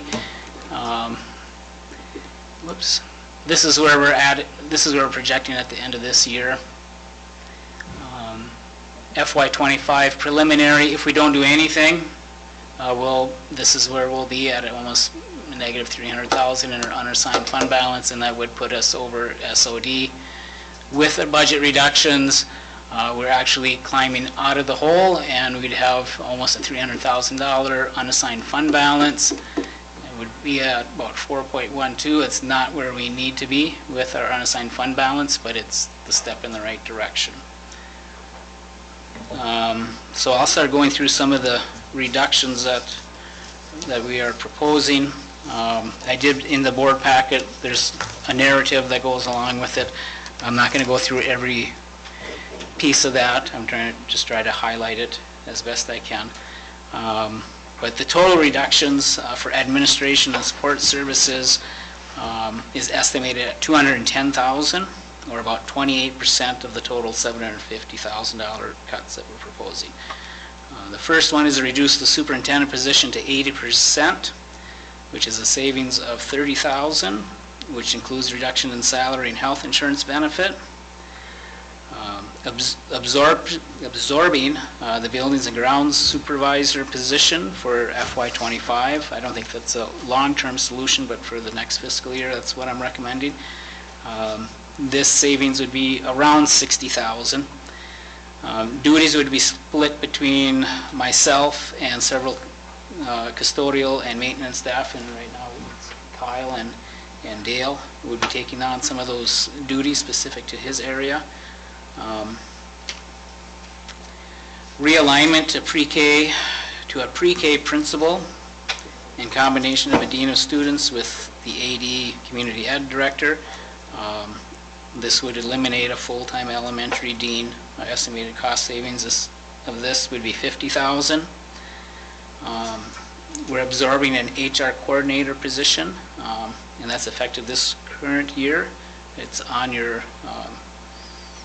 on today's agenda. We had a partial resignation, so there's some savings there. And then we would eliminate the food service coordinator position and reassign those duties to the main office staff. And right now, the HR coordinator duties are being absorbed by Sheena in the business office. So that savings there with that position total would be $50,000. And then eliminating the IT help desk, which would be about $20,000. We've reduced that position this year down to 60%. And then we would eliminate it for next year. Total reductions, now I'm going to move on to more classroom-related reductions. And in this area, we're looking at about $250,000 of reductions, or about 33% of the total $750 in cuts. We have a science teacher resignation that we would absorb. Estimated cost savings would be $60,000. This will require reassignment of several teachers and combining a class of 24 into one section in the elementary. We just have tonight again special education teacher resignation. We would absorb that next year. And that would be about a cost savings of $45,000. This would give us, we'd be back to, as far as our SPED teachers numbers, we would be back to the same number we had in 2022 and 2023. The next one I have is the elimination of one of the school's social worker positions. Estimated cost savings of $70,000. I know that's going to be a controversial one with the mental health needs. In my narrative, I did address kind of the workloads for the high school and the elementary. I did talk about some of the programs that we are implementing or have implemented to address some of the needs. I think we can make it work. But I guess we're at the point where we can't, as a district, afford both of those positions, in my opinion. If we want to continue with those extra duties, we need to look at some grants or outside resources. And we have approached a few places. I just talked to Amy Ballard today, and she had some ideas on where we might want to look for some grants. I know the collaborative group, the STEDS group, are looking at a new grant to be written for next year. So looking at some of those resources to bring back some of those services. We're unique for school districts our size to have 2 full-time school social workers. Part of the funding that we've gotten from the county collaborative, and I went back and did some history. You know, our first school social worker was hired in 1997. We had 859 students back then. Several years later, we experienced declining enrollment. Some of you have been around here as long as I have. When Solvay was changing, we had some significant reductions. In fact, I got reduced or canned that year too. And they were looking at that position and felt it was important. So I think there were some outside resources that helped support that, keeping that position back then. In 2005, 2006, we added a second school social worker position, and this was primarily in the elementary. And this was under a grant, I believe it was through CHI, and may have been partially funded by the local collaborative as well. In 2006, 2007, we had 588 students. The account activity report for the Children and Families Collaborative, which is fiscally hosted by the county, they have payment information that goes back to 2007 that they sent me. Over the years, the total amount received has ranged from as low as $15,000 in 2007 to as high as $40,000. That's been fairly consistent for most of the years. In 2022, we received $31,000 for this, and for this year, we received $26,000. And Amy Ballard is involved with that, and we used to have yearly meetings. Now they're more done through emails. But it's always been something that we've always been kind of uncertain how long that funding will last and what it's going to look like year to year. So that's how we've helped offset some of the costs, but it has never offset the cost for 2 full-time positions, not even 1 full-time position. The last time we hired a school social worker was in 2012, 2013. We had 471 students. Our current enrollment, as I reported earlier today, is 429 students. So it's kind of the history behind it. In the elementary, there's 41 students that are getting services. In the high school, there's 28 students getting services. I listed in the narrative some of the other things we've done with SEL. We've added counseling services and through Northland, and we've also added children's therapeutic services and support position through Northland. We have a Help Me Stop It app that we just got a grant for. That's a reporting and access to crisis counselors. So there's a number of things that we've done to supplement the needs that we have with our students. They're doing calming kits. They did a grant for classroom teachers.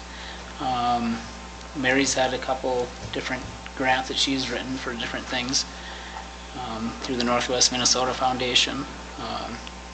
So while it would be ideal to have 2 school social workers, don't get me wrong, I'm not saying it's something I want to get rid of, but we, like I said earlier, we are unique.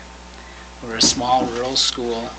To have 2 compared to other schools our size, it's very unique. Most of them struggle to find 1 school social worker. So I would be remiss if I didn't recommend that we reduce one of those positions based on our numbers and finances. Obviously, there's going to have to be some changes with programming, and we might have to prioritize what services would be available to kids. So as far as from looking at the general ed standpoint of it and our revenue, we can afford a school social worker. If we want to have a second school social worker, then down the road, that's what we need to start looking at, some grants or other ways to support an additional So would you full-time like- position. What would you expect, Jeff, is the level of funding that we would need to get in grants in order to preserve that second school?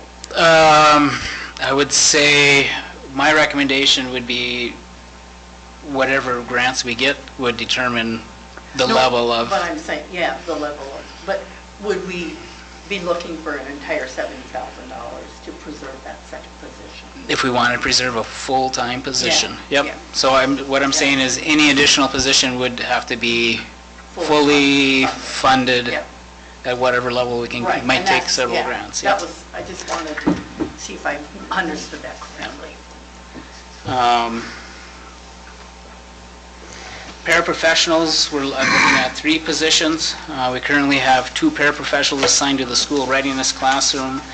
We're looking at a cap to the student count, which would probably be around 15 students, which is the number of seats that we actually get funding from the state for. We've been running that program in a pretty significant deficit for quite a few years.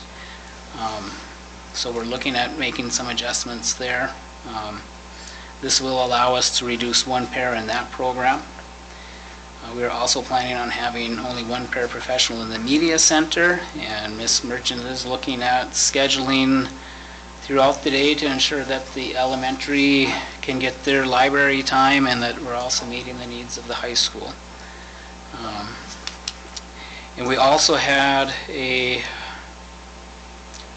one-on-one special ed student who has left the district. We do not anticipate that person coming back. We actually hired this year a paraprofessional specifically for that need. So that's one that we would eliminate for next year. Additional reductions, and this is everything that I haven't gone through yet, and that's kind of the not necessarily direct classroom, but that's about $290,000 total, or 39%. And one that, Matt talked about, the capital projects levy, and using subscription services. That's one of the things that we've gone through already to look at what do we need for subscription services and what can we live without. One is the frontline budgeting tool would be eliminated, and we've talked about that one before. That's a $10,000 savings. We have like teacher pay teacher subscription, Schoology in the elementary, AR and STAR testing. There's some SIPA filter that's obsolete that we can eliminate. There's a list of those, and they total about $35,900. Copier and paper usage, we've seen a jump in the last couple of years in that, and we're going to look for ways to at least cut about $25,000 in our paper and copier usage. Staff development, there's a 2% set aside that's mandated by the state. Unless you're an SOD, which I don't believe we will be, or by a vote by the teachers group, they can waive that, so we don't have to set aside that $60,000 roughly that has to be spent on staff development. We could leave it in the general fund and use it as needed. And then the last one is kind of a catch-all. It's reductions by department, about $169,000. And this would be reduce or deferred expenditures such as supplies, freeze on technology, and equipment purchases. They might include some programs such as some of our athletic activities. We might look at cutting down on the number of games or trips. And Sam and I have talked about a little bit about that, how we can slim that down a little bit, because that's one of our major expenses this last year, was just in fuel cost alone. I've started an active list, and that's on this on that document that's in your board packet.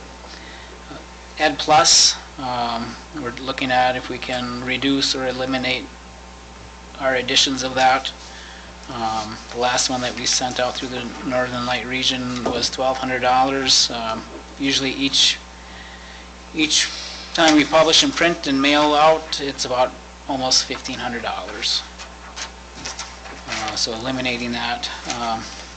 Jill's been talking about doing paperless accounts payable. We haven't put a dollar figure on that, but that's anything that's reducing our paper and copy would help. Mary's talked about attendance letters, immunization letters, going to more electronic email communication with parents and families.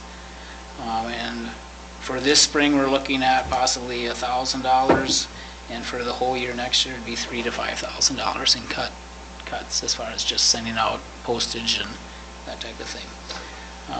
Looking at reducing the number of district-owned cell phone lines, that's about a $2,000 savings. And then looking at, SMS has provided a proposal with some contract savings that I need to go through. And that's something that down the road, probably in March, we'll be looking at if we want to continue with this format or if we want to look at hiring our own business manager and what the pros and cons of that would be and if there's cost savings or not in either one.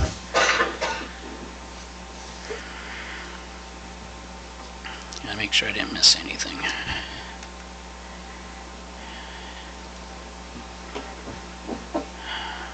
And I guess this is a living document. This is something that we'll be continuing to add and adjust as we move forward.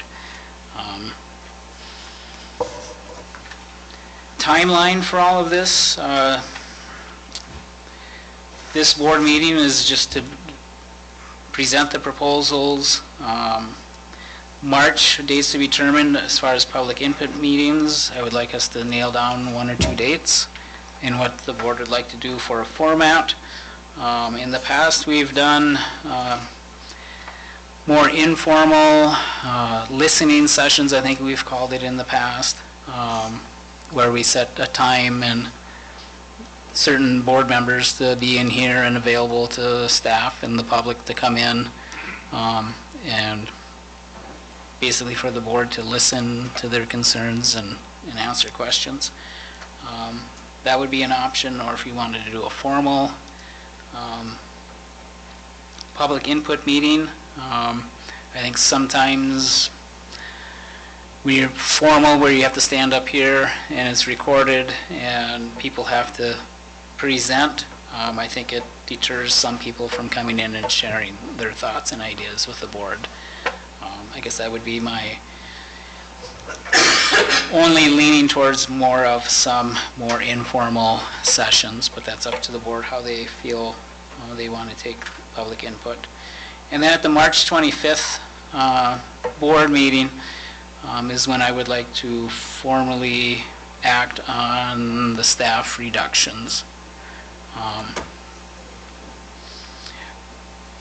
I think timeline-wise, when we do unrequested leave of absence, I think the April board meeting would be like the absolute deadline. But I would rather, if we're set on those reductions, make it happen in March and give those people chances to apply at other places. And so I would like to bring those to the March 25th meeting. Any questions on that so far? You mentioned unrequested leave of absence. So if it's more for tenured positions, you do an unrequested leave of absence, and it's a termination, but they have return rights basically up to a certain amount of time. If they're non-tenured, you terminate the position. They don't have any recall rights. So if it's a tenured teacher position and we let them go for financial reasons, if something changes and we add a position back, they would have rights to that position as long as they're licensed to it. So If there's not any questions, I'm going to move on to buildings and grounds. Update? Question about how soon this listening session occurs. I mean, I didn't hear any specific dates in there. Before we leave, I want to set some dates within the next 2 to 3 weeks. Depends on how many do you want to have, what's the format. I'd recommend let's have an informal one to begin with, see how that goes, and if we needed another one, a formal one, or then Yep. address it at that time. Anyone, any other thoughts? Well, the sooner the better. If we're going to consider two, we should have one within the next, I mean, I'll say a week, but we can look at 10 days or 12 days or whatever. Okay. But, you know, we're looking at a March board meeting that is 4 weeks away, and if we got to put 2 meetings into that time frame. So let's find a day during the week of March 4th through the 8th, pick a day. I am available the 4th through the 6th. I am not available the 7th or 8th. That's okay, we have Rita, Carla could take over. Evening session? Yeah, I would say like a 4 to 6 or something Well, if to we have that. that level of informality, it doesn't mean that somebody has to be in attendance at 4, and if they get off work at 5, they can show up Yep, and just voice pop their in concern. and, Right. yep, and we So they're can not come up missing with, out if they have questions or things that the board can't answer, they can do it in writing and we can follow up down the road with it. Because I think at the last one I was not present for the listening sessions. Monday? You're saying Monday, the 4th week from today? Yeah. I'm good with the whole week, I just fine. And Could this a little better. Yeah. Woody, can you get that in the paper? I can put it in the paper, but I won't be here. No. We'll take notes for you. I'll put it in the paper. Public meeting 4 to 6 p.m. Monday the 4th. Yep. I'll just Have to talk to John. Yeah.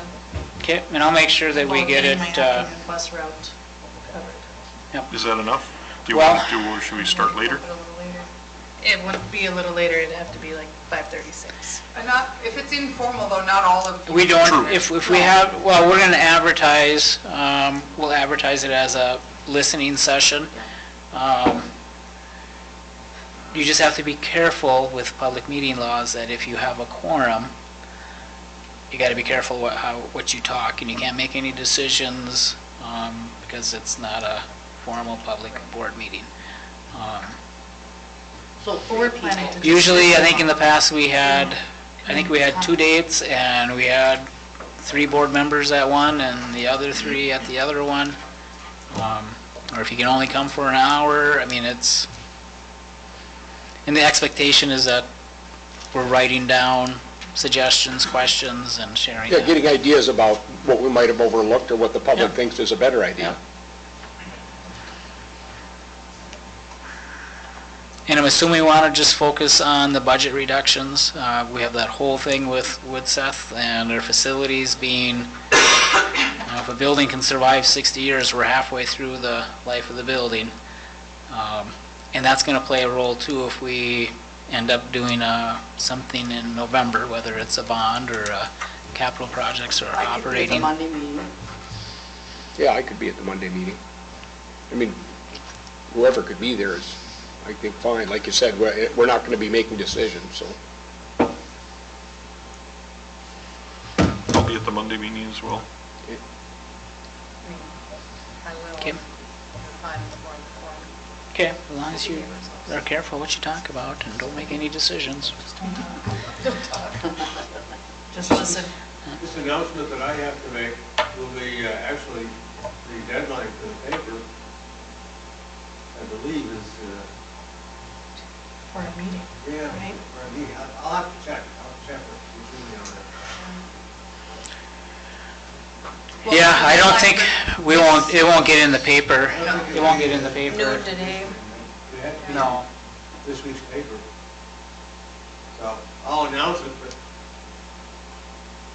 Does it have to be in the paper, or can we do like Facebook's, like what's the? that'd be what do the you call it? smart thing to do, go No. electronic to Facebook. Well, not everyone does Facebook, so I would say, I would recommend we do 2 dates, and if we want to do the first one on the 4th, and then schedule one the following week, where people that get a paper and don't do Facebook or social media would have that information. Then do one on the 11th too? Do one on the 11th, same time? I mean, what does that look like for everybody? So Carla, I will be gone. Okay. We're not doing the 11th. So the 4th, and then the following Monday is the 11th. Same time. 4 to Yeah, 6. does that work? I'll have to talk to my boss. Okay. Oh, there's not? Perfect. It's an in-service day on the... Oh, that's Okay. right, Teacher in Service Day. I was also going to That's hold the right. spring sports meeting at 5 on the 11th, but I don't think it's a huge deal for those things to overlap. People can No, come for they an can hour. do your meeting and then come in here and Right. talk to the board members. Thank you. Okay?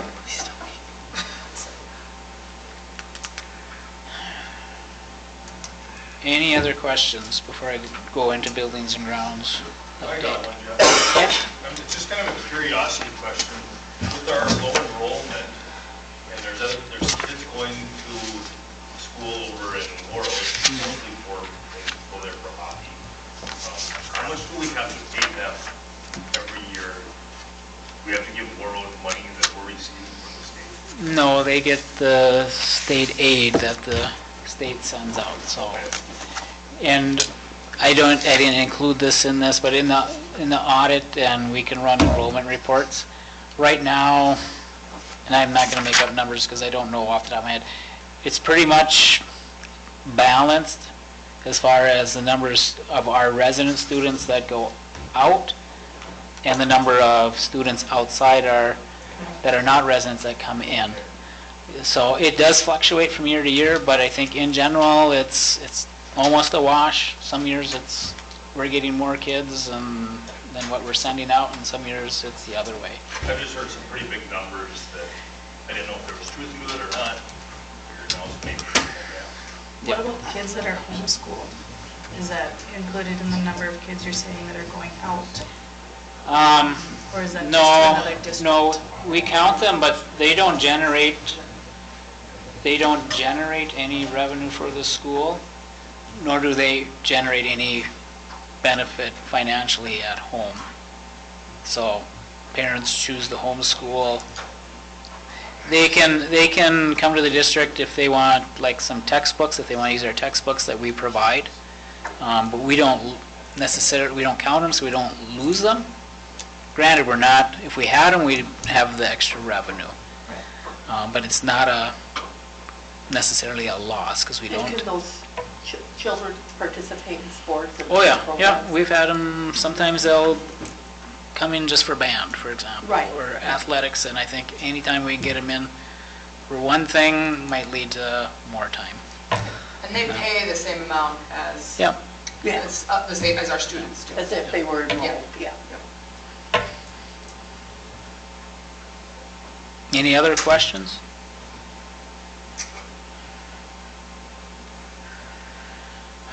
Buildings and grounds, the committee did meet, and it was Boyd, Lynn, myself, and Dale, and Kyle. And we went over the division of duties for the remainder of this year.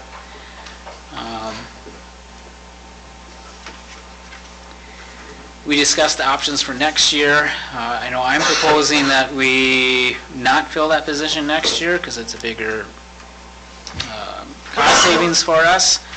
But if the board feels that that's a vital position that we want to fill sooner than later, we can make adjustments with the budget cuts.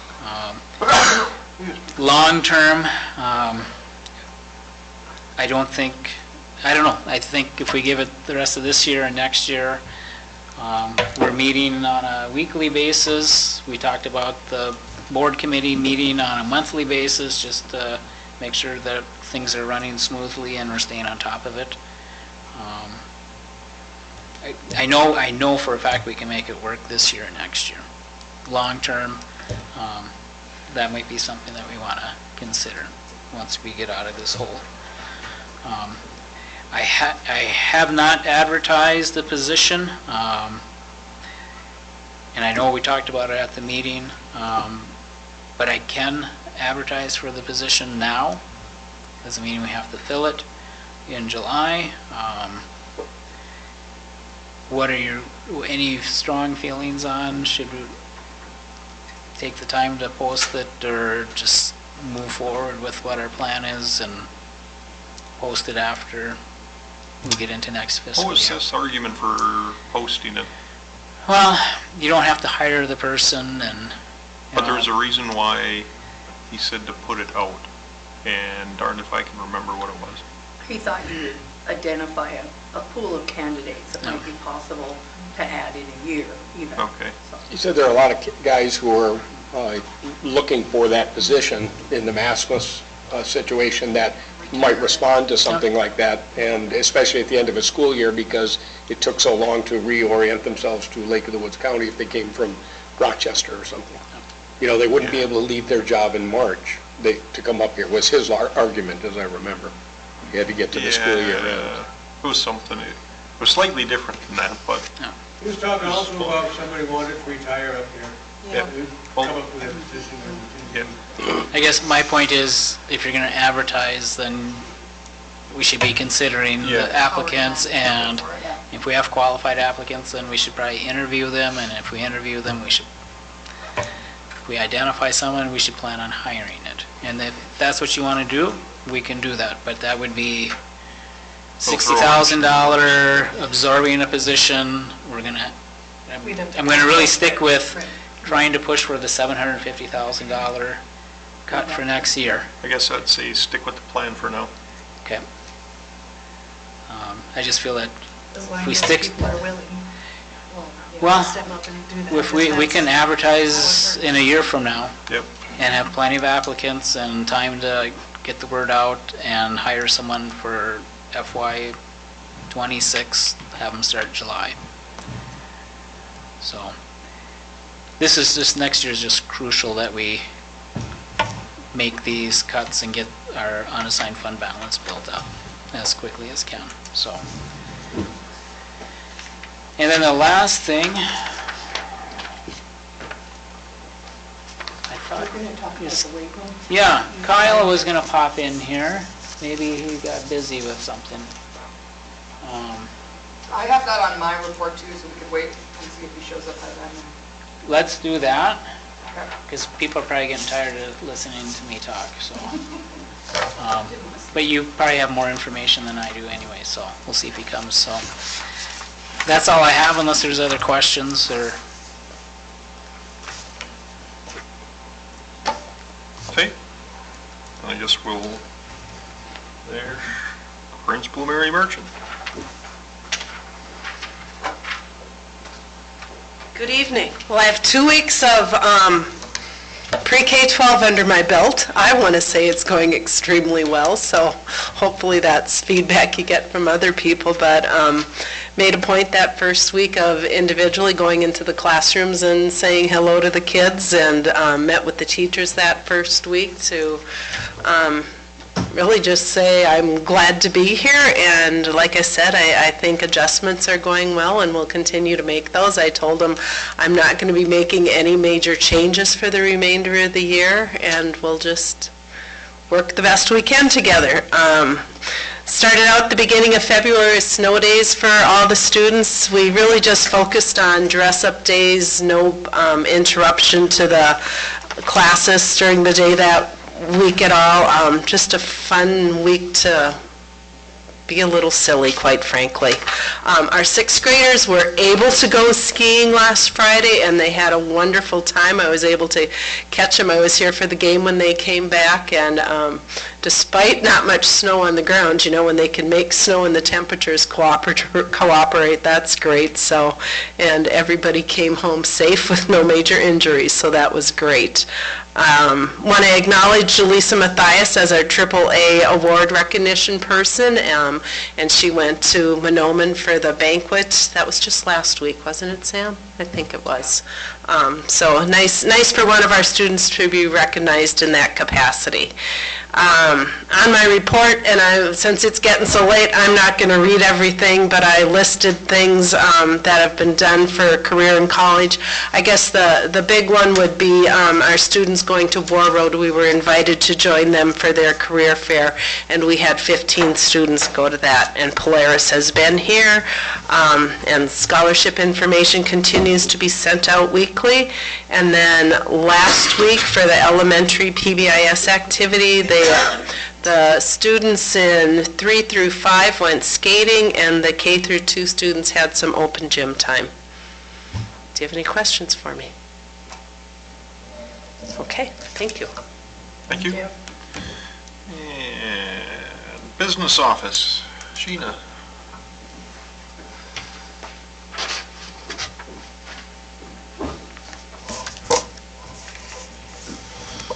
Okay, so first I will just touch base on where we are currently at in the school year with our expenditures and revenues. So currently our state revenues are at 45% received, federal revenues 85% received. Our remaining ESSER funds have been drawn. Our title dollars have been drawn through December 30th. So I go through and I look at what we've expended, and then I'm able to draw that amount of money from the state. Our property taxes are 48% received. Local revenues are 82% received. Food service, 45% received. Community education, 16% received.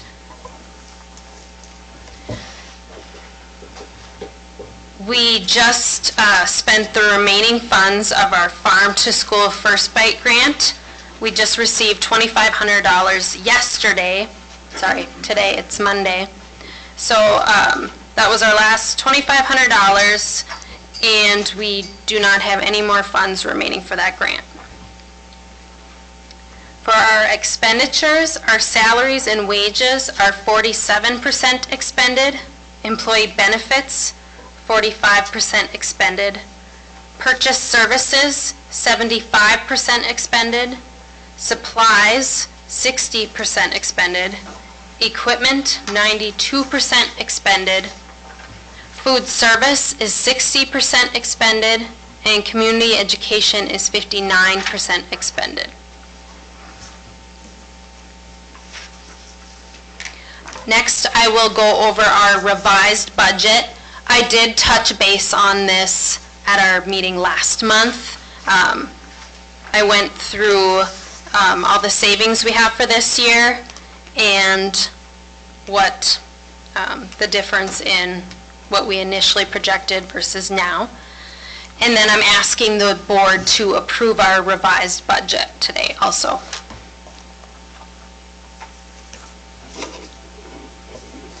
Overall, our revenues did increase. We're projected to receive $274,821 more dollars.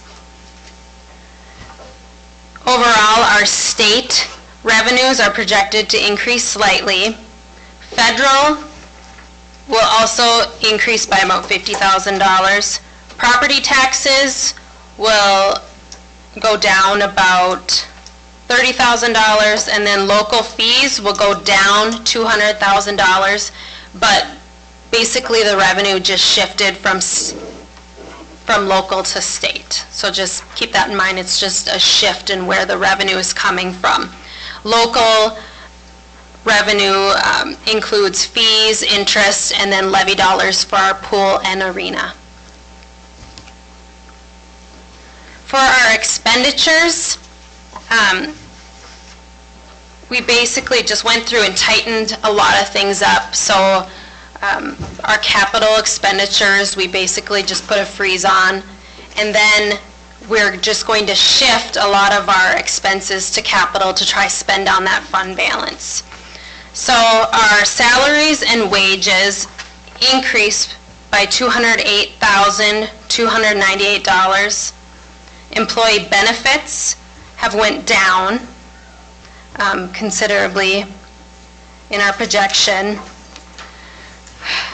That was due to last year, we were paying benefits for people that were no longer employed. I caught that several months after I started, when I was cleaning up just some enrollment things and, just balancing our bills based on who was actually employed, and then going through that, and then we did write off that debt this last fiscal year. Purchase services, our expenditures should go down $36,000. Supplies are going up $74,522 based on what was initially projected. Equipment will go down $138,927. That's basically due to us putting a freeze on a lot of things for the end of the school year. And our other expenditures will go up $174,447, but that's basically just has to do with our pool and just shifting those expenditures.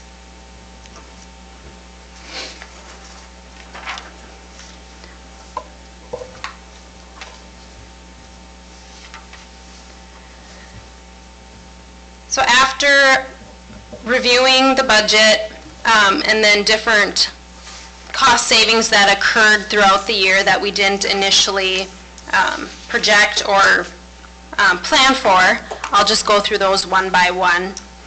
We had a resignation for a kindergarten teacher and then a replacement. That was a reduction or savings of $29,300. Resignation of a VPK teacher, a reduction of $46,600. A reduction in health insurance by an administrator, $9,350. Resignation of maintenance super and ground supervisor, $18,770. Reduction of an IT position, $8,000. A reduction of a custodial bus position that was initially budgeted, $40,000. And by putting a hold on all capital purchases for the remainder of the year, we budgeted $320,228. We are now budgeting $83,596. But then we'll be moving current expenditures to capital, just so we spend down that fund balance so it helps our unassigned. We also have a good LTFM fund balance. We're going to move different expenditures to LTFM, again, to bring down that fund balance, and then again, just help out our unassigned fund balance.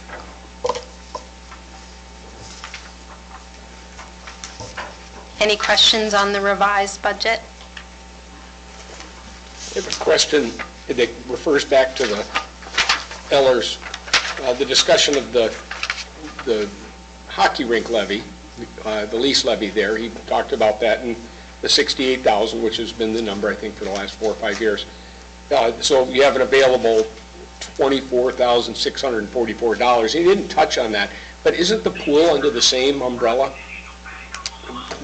I thought that they were both sort of intertwined. You had one and the other. No. They're two different levies. The pool you can tax. Pool levy, It has its own tax thing. It's on its own. Because That's my understanding. Yeah. So, But isn't it under the same levy sort of construction that the hockey rink is in terms of our ability to levy the local tax base to a certain amount? It is different. I submit expenditures to the state for both of them, but they are Like under different state. pool levy comes through our gen ed. through funding, community ed. And that's where we do the transfer. The lease levy is not included in that. So the difference is like the pool, we own it, the arena, we don't. So basically, I'm taking the bill that we Okay, receive. That makes sense, yep, now you Yep, say so that. that's the difference between the leases. So the 25,000 that's left on the lease levy goes to, we don't have an opportunity to use that up, right? I mean, the levy capacity is 92,000. I'm gonna have to double check on that, because what happened was, going through our levy certification report, one of my coworkers indicated that we weren't using the correct UFARS code for the arena levy. So when we're submitting our data at the end of the year, it was basically showing we didn't have an expenditure. So then we weren't getting all the funds available the last several years. So for FY 2023, I set up a new code. I coded the $68,000 there, it's submitted to the state, and now it's actually showing up on a report that we're getting all the money. So in prior years, we were not getting all the money.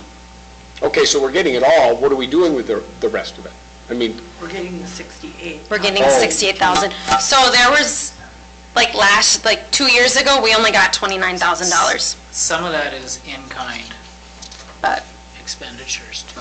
So the 68 actually covers our lease payment. Yeah. There's certain additional like custodial custodial, fees. flooring, there's additional in-kind things within the contract that gives us that 90-some thousand. I think the refs and stuff too, is that?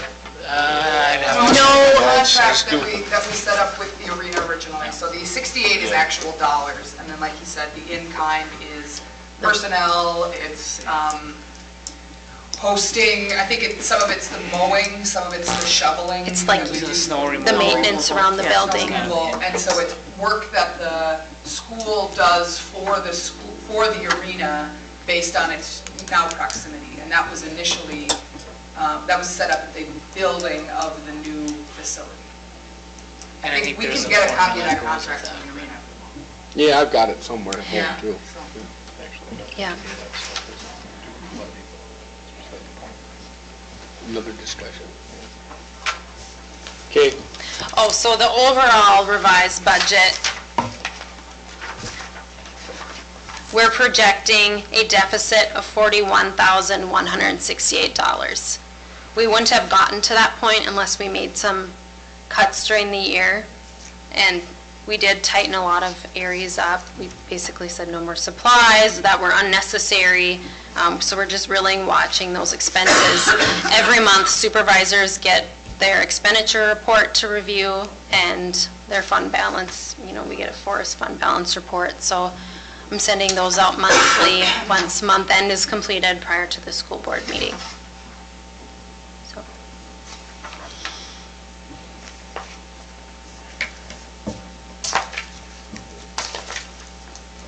Okay, and the next item I am asking the board to approve tonight is which I must have left it over there. It was just basically an expenditure that was coded wrong a few years ago to the class of 2028, and I want to shift that expenditure to Fund 1, so it will be the school district's responsibility to basically just forgive and absorb. So the amount is $2,767.49. After reviewing it, we found it was an expenditure actually for the class of 2021 or 2022.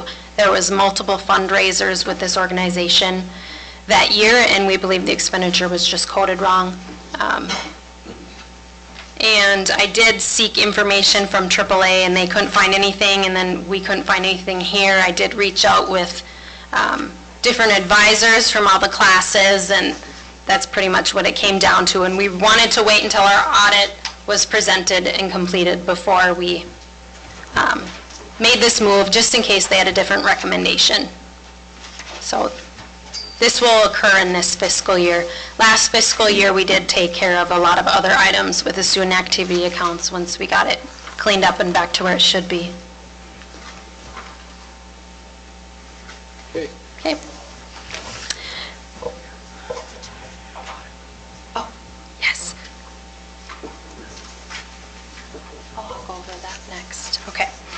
Also, the state mandated that employees accrue ESST, which is Earned Safe and Sick Leave. For all our employees, we are actually offering enough safe or sick leave time to meet the requirements. So we are good there, but anyone who subs now gets ESST time accrued.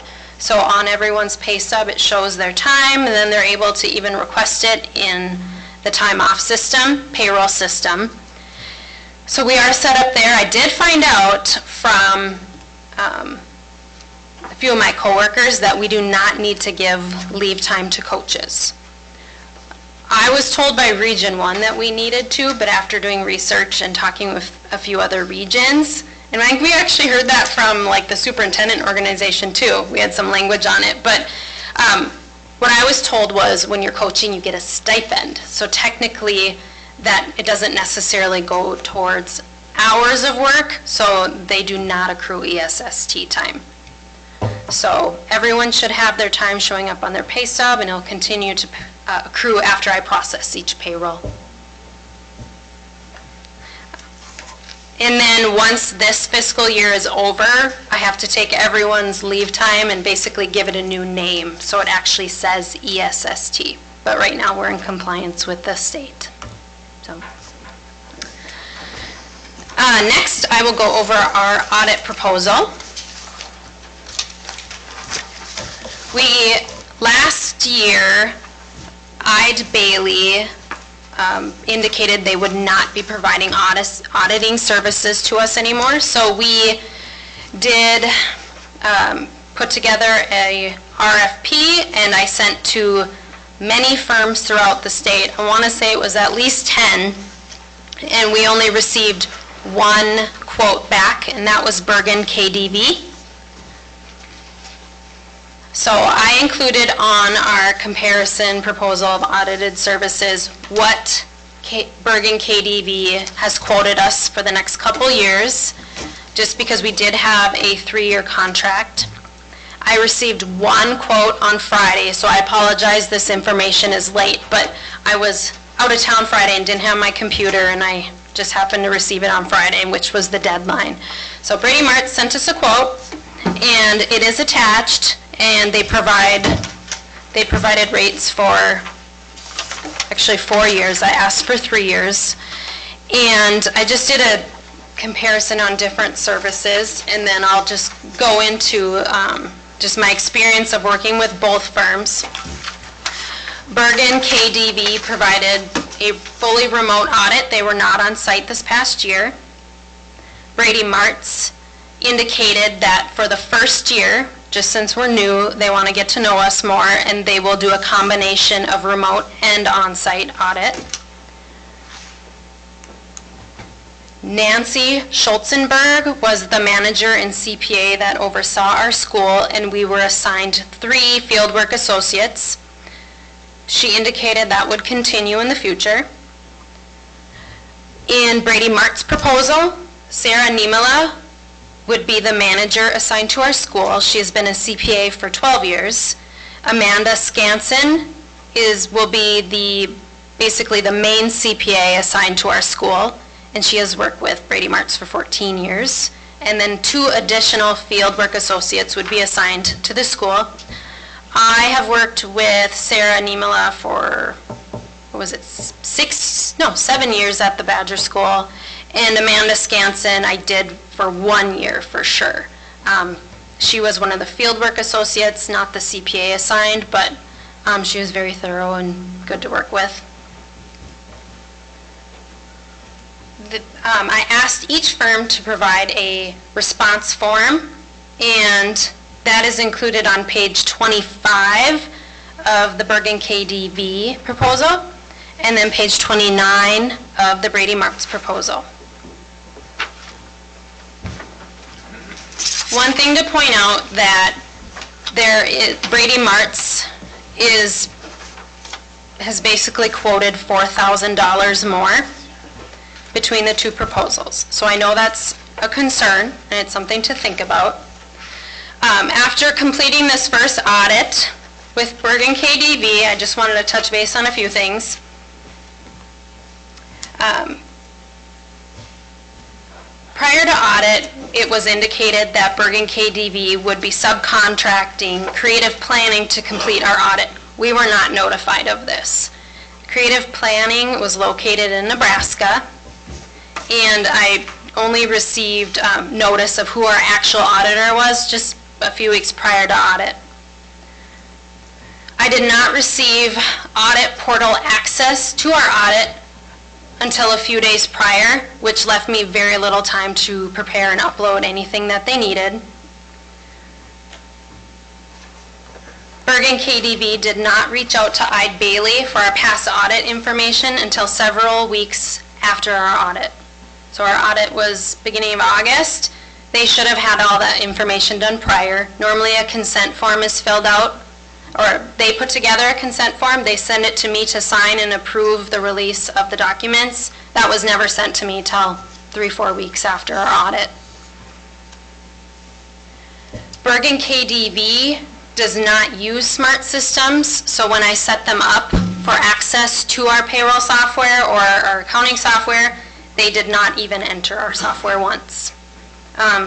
So I found myself constantly sending them information over and over and over and running different reports when most firms just jump in and do what they need, or if they have a question, or they'll tell me to look something up. It just really made things take a lot longer than it really should have. 2 of the auditors assigned to our school quit, and we were not notified of it, so the communication just really didn't happen. And then several weeks I would email and not hear anything back, and then I was notified that 2 of them had quit. I can maybe help you out here. The Finance Committee recommends going with, what was their name? Brady. Brady. Oh, KDV. Yeah. I wanted to touch base on the last one because it was actually really Okay. good. Yeah, that is a pretty So spectacular. here's our final audit report. And so then Nancy presented at our last meeting. And she brought up a finding that I was not notified about, and I was like, what? So the last audit we had, there were many, many findings. Like, we had a lot of things that we needed to work on. There was a lot of concerns. I kind of jumped into a mess. Well, this audit, we had one finding, which every school district our size gets, and that is segregation of duties, just because I do most of the work. So at our meeting, she brought up a finding of improper coding, which I was not told about ahead of time, and also late submission. Well, the late submission was due to Bergen KDV taking 4 or 5 months to complete our audit. But when you look at the very end of the audit, it is for the Hinckley School District. So the Hinckley School District's final findings were thrown into our book. So we did not have any findings, and so it was, personally, it was great. We did a great job. So financially, not so, but as far as everyone doing their job at the school, it's happening. So I recommend Brady Martz. I've worked with them for 7 years. They're awesome. Whenever I have questions, I would call them and ask them just for their professional opinion, because that's what we pay them for. They've always been professional, friendly, given me advice, and to me, going through an audit is a way to improve, learn from it, and it's their job to come in and find things, essentially. But they are very experienced with smart systems. They'll jump in, and in Badger, in 3 days, they will give us our financials. Like, hey, this is where you're sitting at within 3 days, and it took 4 months for Bergen KDV. So my recommendation is Brady Martz. I understand the dollar amount difference, but I truly believe we are paying for great service, and they will even come on site for a day, and I feel like you can get so much work done in a day. It's just great, and it's worth it. So, and during audit, I usually stay in town for the week, so I prefer getting it done and doing a good job. Any questions? Good question, Sheena. Yeah. When you were mentioning the budget that you had resubmitting here, do you have a dollar figure for that budget that I can quote? Yep, the projected deficit. Yeah, I saw the projected deficit. Is there a dollar figure for the whole budget? Yes, here, I'll give it to you right now.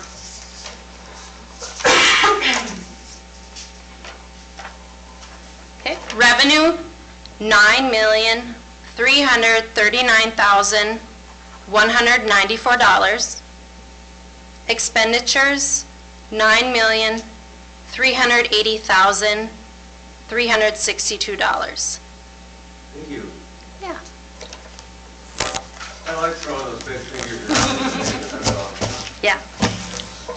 Didn't we have Brady Mart's? Years ago, yep. In fact, I remember working with Sarah and Tracy, can't remember her last name, Bergman. Bergman Yeah, was the lead. not too long ago. I mean, Prior I believe to prior to Ide Bailey. So 5 years, 6 years? 4 or 5 years ago, I Yeah. would say. And why did we leave them then? Just got a different bid, better bid? I mean, we went the money route? Yeah, there's a number of things I'd have to go back and look. And why did they entertain our ask for business or ask for their efforts this time? Because a year ago, they said no. Last year, so last year they said they were already, had too many schools and they had a schedule, which I actually really appreciate, because if Bergen KDV couldn't handle us, I really wish they wouldn't have. I mean, obviously, we needed them, but if you can't provide the work, I mean, that's a huge concern. But at least Brady Martz is saying, yes, we can accommodate you. I've worked with them for 7 years, so I was like, hey. I mean, I assume we've already paid off Bergen KDV for their efforts, but I Oh, almost yes. feel like we just didn't get our dollars worth out of that. I don't know how you contend that or contest that, but it's just frustrating. Well, I'm gonna request. For me, I felt like it was a lot of extra work for me Request for what? many, many months. I Like, think we should get replacement booklets with the right district. in I the back. I was thinking we just go to the other school district and listen to their presentation, and we'd be can we just fine. swap out the last 2 pages? So I know we're making budget cuts and that it's a, $4,000 increase. But as I alluded to, we count on the auditors to do their job, and that's how we check, so that's our checks and balances when we're budgeting. And if we can't get accurate information in a timely manner, then that really makes it hard for us to do what we need to do with budgeting. So I would concur with her recommendation. I mean, in Badger, I would always be audited in August, and I would have my final report by September, October by the latest, and they would present in October. Would everyone be okay with putting that on the agenda? Are we comfortable with voting for them tonight? Yeah, I think that's business done. I just frustrated, isn't there a state oversight of these auditors? I mean, isn't somebody have to say, okay, you know how to do school finance, we're going to let you sell yourself to, or I mean, could Tim Lyon show up and say, I'll do the audit for Lake of the Woods? I mean, it's, I'll give it a shot. yeah, I mean, what the heck for Credentials. $50? I mean, I take all our audited data and submit it to the state, and it has to be error-free, I guess, but But the auditors they are are, accredited, they are accredited by the state. yes. Okay. So, I mean, is that something we report? I mean, this is pretty, it's comical stuff, but it's also wrong stuff. You know, the drag out is the one I just keep remembering. I mean, from November to December, we're going through this knowing financially that we're, okay, and not getting numbers to make those decisions, you know? Now we're sitting here in February trying to make decisions that maybe we could have made 3 months ago. And should have been able to make 8 months ago. I mean, if things have been done in a more timely fashion. Could I comment on that? Yeah. I guess what I think is the state already knows because everything was submitted to them multiple times Okay. with changes. So they're aware of the issues that we had with the delays. Okay. Would you say that's accurate? Yep, and I had to write a letter to the state stating why. And I think Why my it was question late? was why the auditors didn't need to do that, but Well, 2 weeks ago, she emailed I Karen emailed about Nancy, haven't this in the heard back. back of the book, and we still haven't got a reply, so. So, we have an engagement letter, is that what we're approving tonight? Engagement letter with, correct? Brady Martz? Brady Martz. Yes. Okay. And then you will send a notification to KDB, Bergen KDB. Yes. That we're not going to use them. They shouldn't be surprised. I wouldn't think so. And now it's soon enough for them to pick up another school if they if they need to. I would but- wait a month then. It got lost in the mail. Okay. So, all Okay, right, thanks. thank you. I think we're athletic, activities, community ed. So I'll start with the wait till I get here. I'll start with the weight room thing, because I know Kyle just walked in, and so I don't know if you want to come up and talk about it, or? Yeah, come on up. So I'd say go for it, and I'll just fill in where you...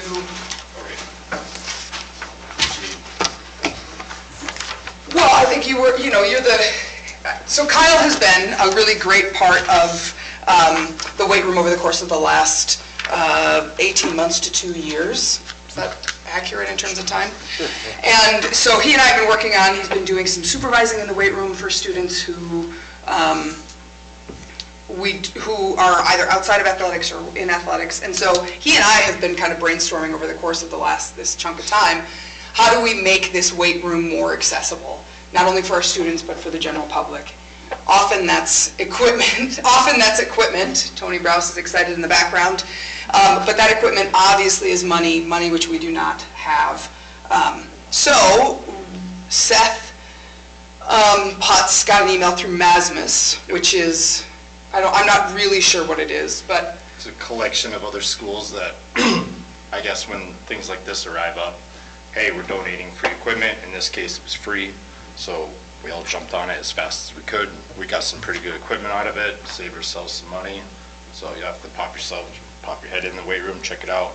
Some new ellipticals, new treadmills, and if you're strong enough, 50-pound up to 110-pound dumbbells. Not for everybody, but better than what we had.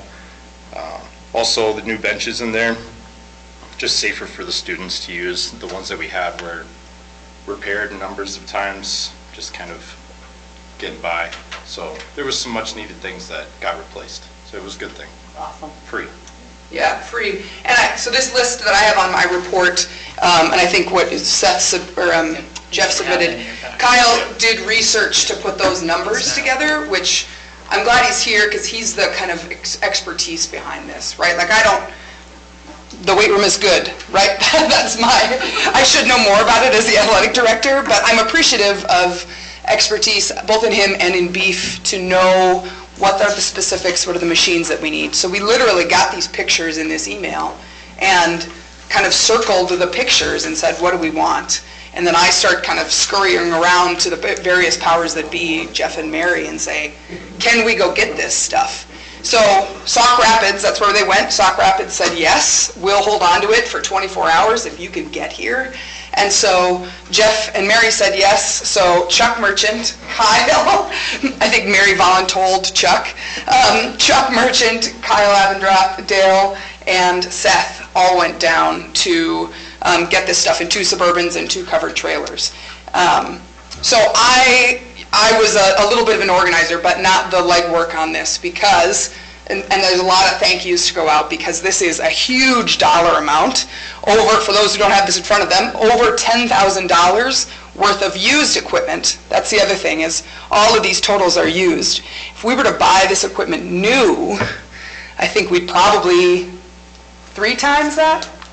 Yeah, I don't have the number, but it's No. more than that. Right, and it's in really good shape. I mean, the more buff folks in the room can tell you. And so looking forward from this point on, it not only is a great addition for our current weight room users, but it does allow me to do more advertising in the broader community about opening that up. We now have treadmills, ellipticals, more community-based access. So a big thank you to all of those who were involved to make that happen.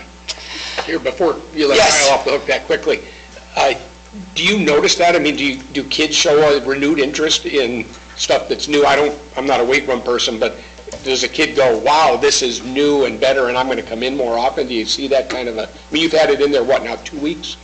Yeah, it's still too early to tell with the new equipment, but, I mean, there's been some new people in there kind of making an effort. There's also been, can't remember the names off the head, asking me for workouts, showing some new interest to get in there and actually make an effort. I'm not gonna say that this is what turned the tide, but yeah, having new stuff in there to lift is definitely a good place to start. Right, and then you get into kids like in a football program, I would assume that you can sort of encourage them a little more easily when you've got something like that that's a little, and you got somebody in there who's doing, I appreciate that as much as you going down to St. Cloud to get it or whatever. Just the fact that you're willing to stick your head in there and show Tim, for instance, okay, this is what you should be doing, how to work the equipment. I can attest to, I know several students have approached Mr. Sather, and I had some stuff in the office, so I know, like when Sam says she wants to find ways that that room can be open more, I think if that was possible, it would get utilized more. Yeah. I'm scheming a little bit on a new weight room policy that I won't get to till this summer, but how do we make it accessible for students more regularly?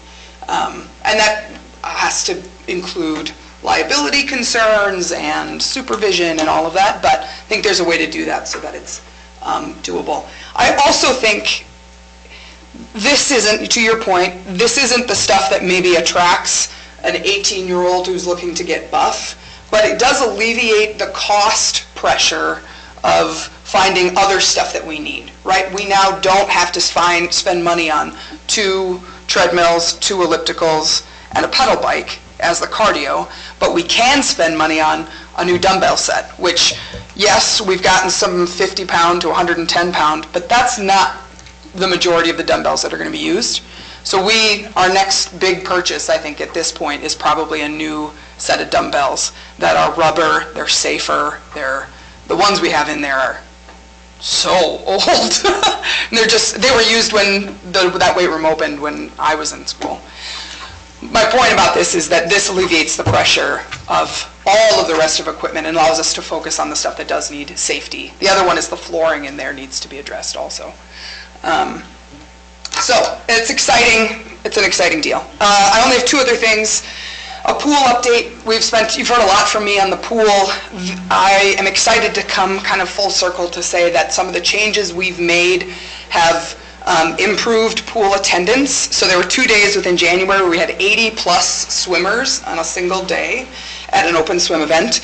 And then on average, it's about 50 swimmers any other open swim day. Those are just Tuesday, Fridays, and Saturdays for about 4 hours. Monday, water exercise is getting a regular 18 to 22 ladies, and then Wednesdays and Fridays is about 15. So those are regular attendees of activities, and then there are about 2 to 3 birthday parties every week. So this post-COVID attempts we've been making to make sure that the pool stays open and accessible are working. Part of that is also that we've had our first 2 pool safety attendant positions. They're the 18 plus who can be supervisors, but they're not lifeguards, in Julie Newmiller and Emily Tangy. That's been a really good hole to plug there. The other one is money related, and I just want to point out, we get a cut every year as what's called a mileage reimbursement from Region 8. So if you were at the hockey game last Tuesday against Bagley, where we had a ton of people in the building, we had gate receipts of over $2,600, and you said, wow, this is going to be a great moneymaker for the school. All of that goes to the region, which is a real bummer, right? But because it's a playoff game, it's a section game, that money goes to the section. However, that money gets put into a big coffer. The region makes sure they pay all of their expenses, refs, whatever, gate fees, things like that. And then they take the excess and divide it amongst all the region schools based on how many miles you traveled for playoffs that year prior. So the benefits of living north of the middle of nowhere are few and far between, but one of them is resulting in an over $8,000 check that we received back from the region in excess mileage funds. So that's calculations I do at the end of every year.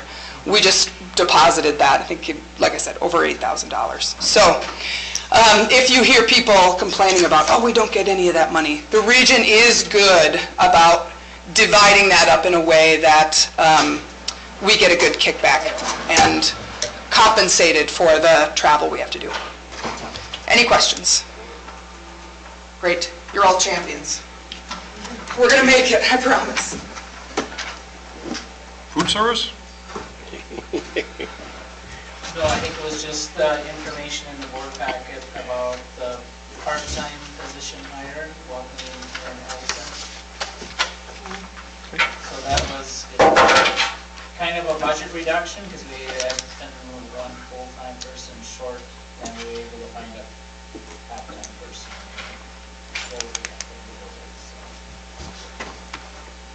Okay, transportation?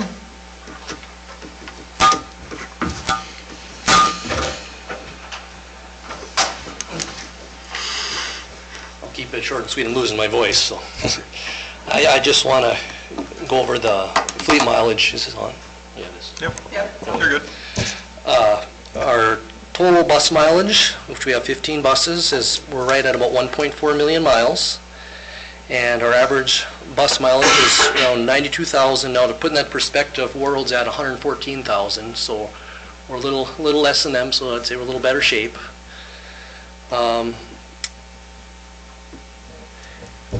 We have our 3 oldest buses, we're at about 160,000 miles, and we figure we can live through about another 2 years, so we're figuring fiscal year 2027, we're going to have to be looking at some new buses eventually. But hopefully we can get through the next couple of years. Just put in perspective, last year we put on 172,000 miles on just the school buses last year. Our suburban mileage is, on average, is 65,000, so we're sitting really good on our Type 3 vehicles. I think that's all I got. Any questions on the mileage? Going forward? Nope, on mileage. Yep. Thank you. I don't know if we get really... Do you have Keith's phone number? Yes, I do. Good. Okay. You know, a year ago today, you were snow blowing the track. Is that a year ago? Yes. Yeah. Oh, jeez. 5 feet deep. And you might be tomorrow. No. All right, well, citizens forum, did we get any, I think everybody left. Or, no, a couple. Did we have any questions? I didn't get anything Okay, turned into me, no. since it's relatively relaxed, anybody got any questions while you're here? Okay, going once, going twice. Anything else from anyone? We'll adjourn the working session, and while you guys figure out the wording for the addition. Oh, we need a statement for absorbing the IB, or the Brady Marks contract.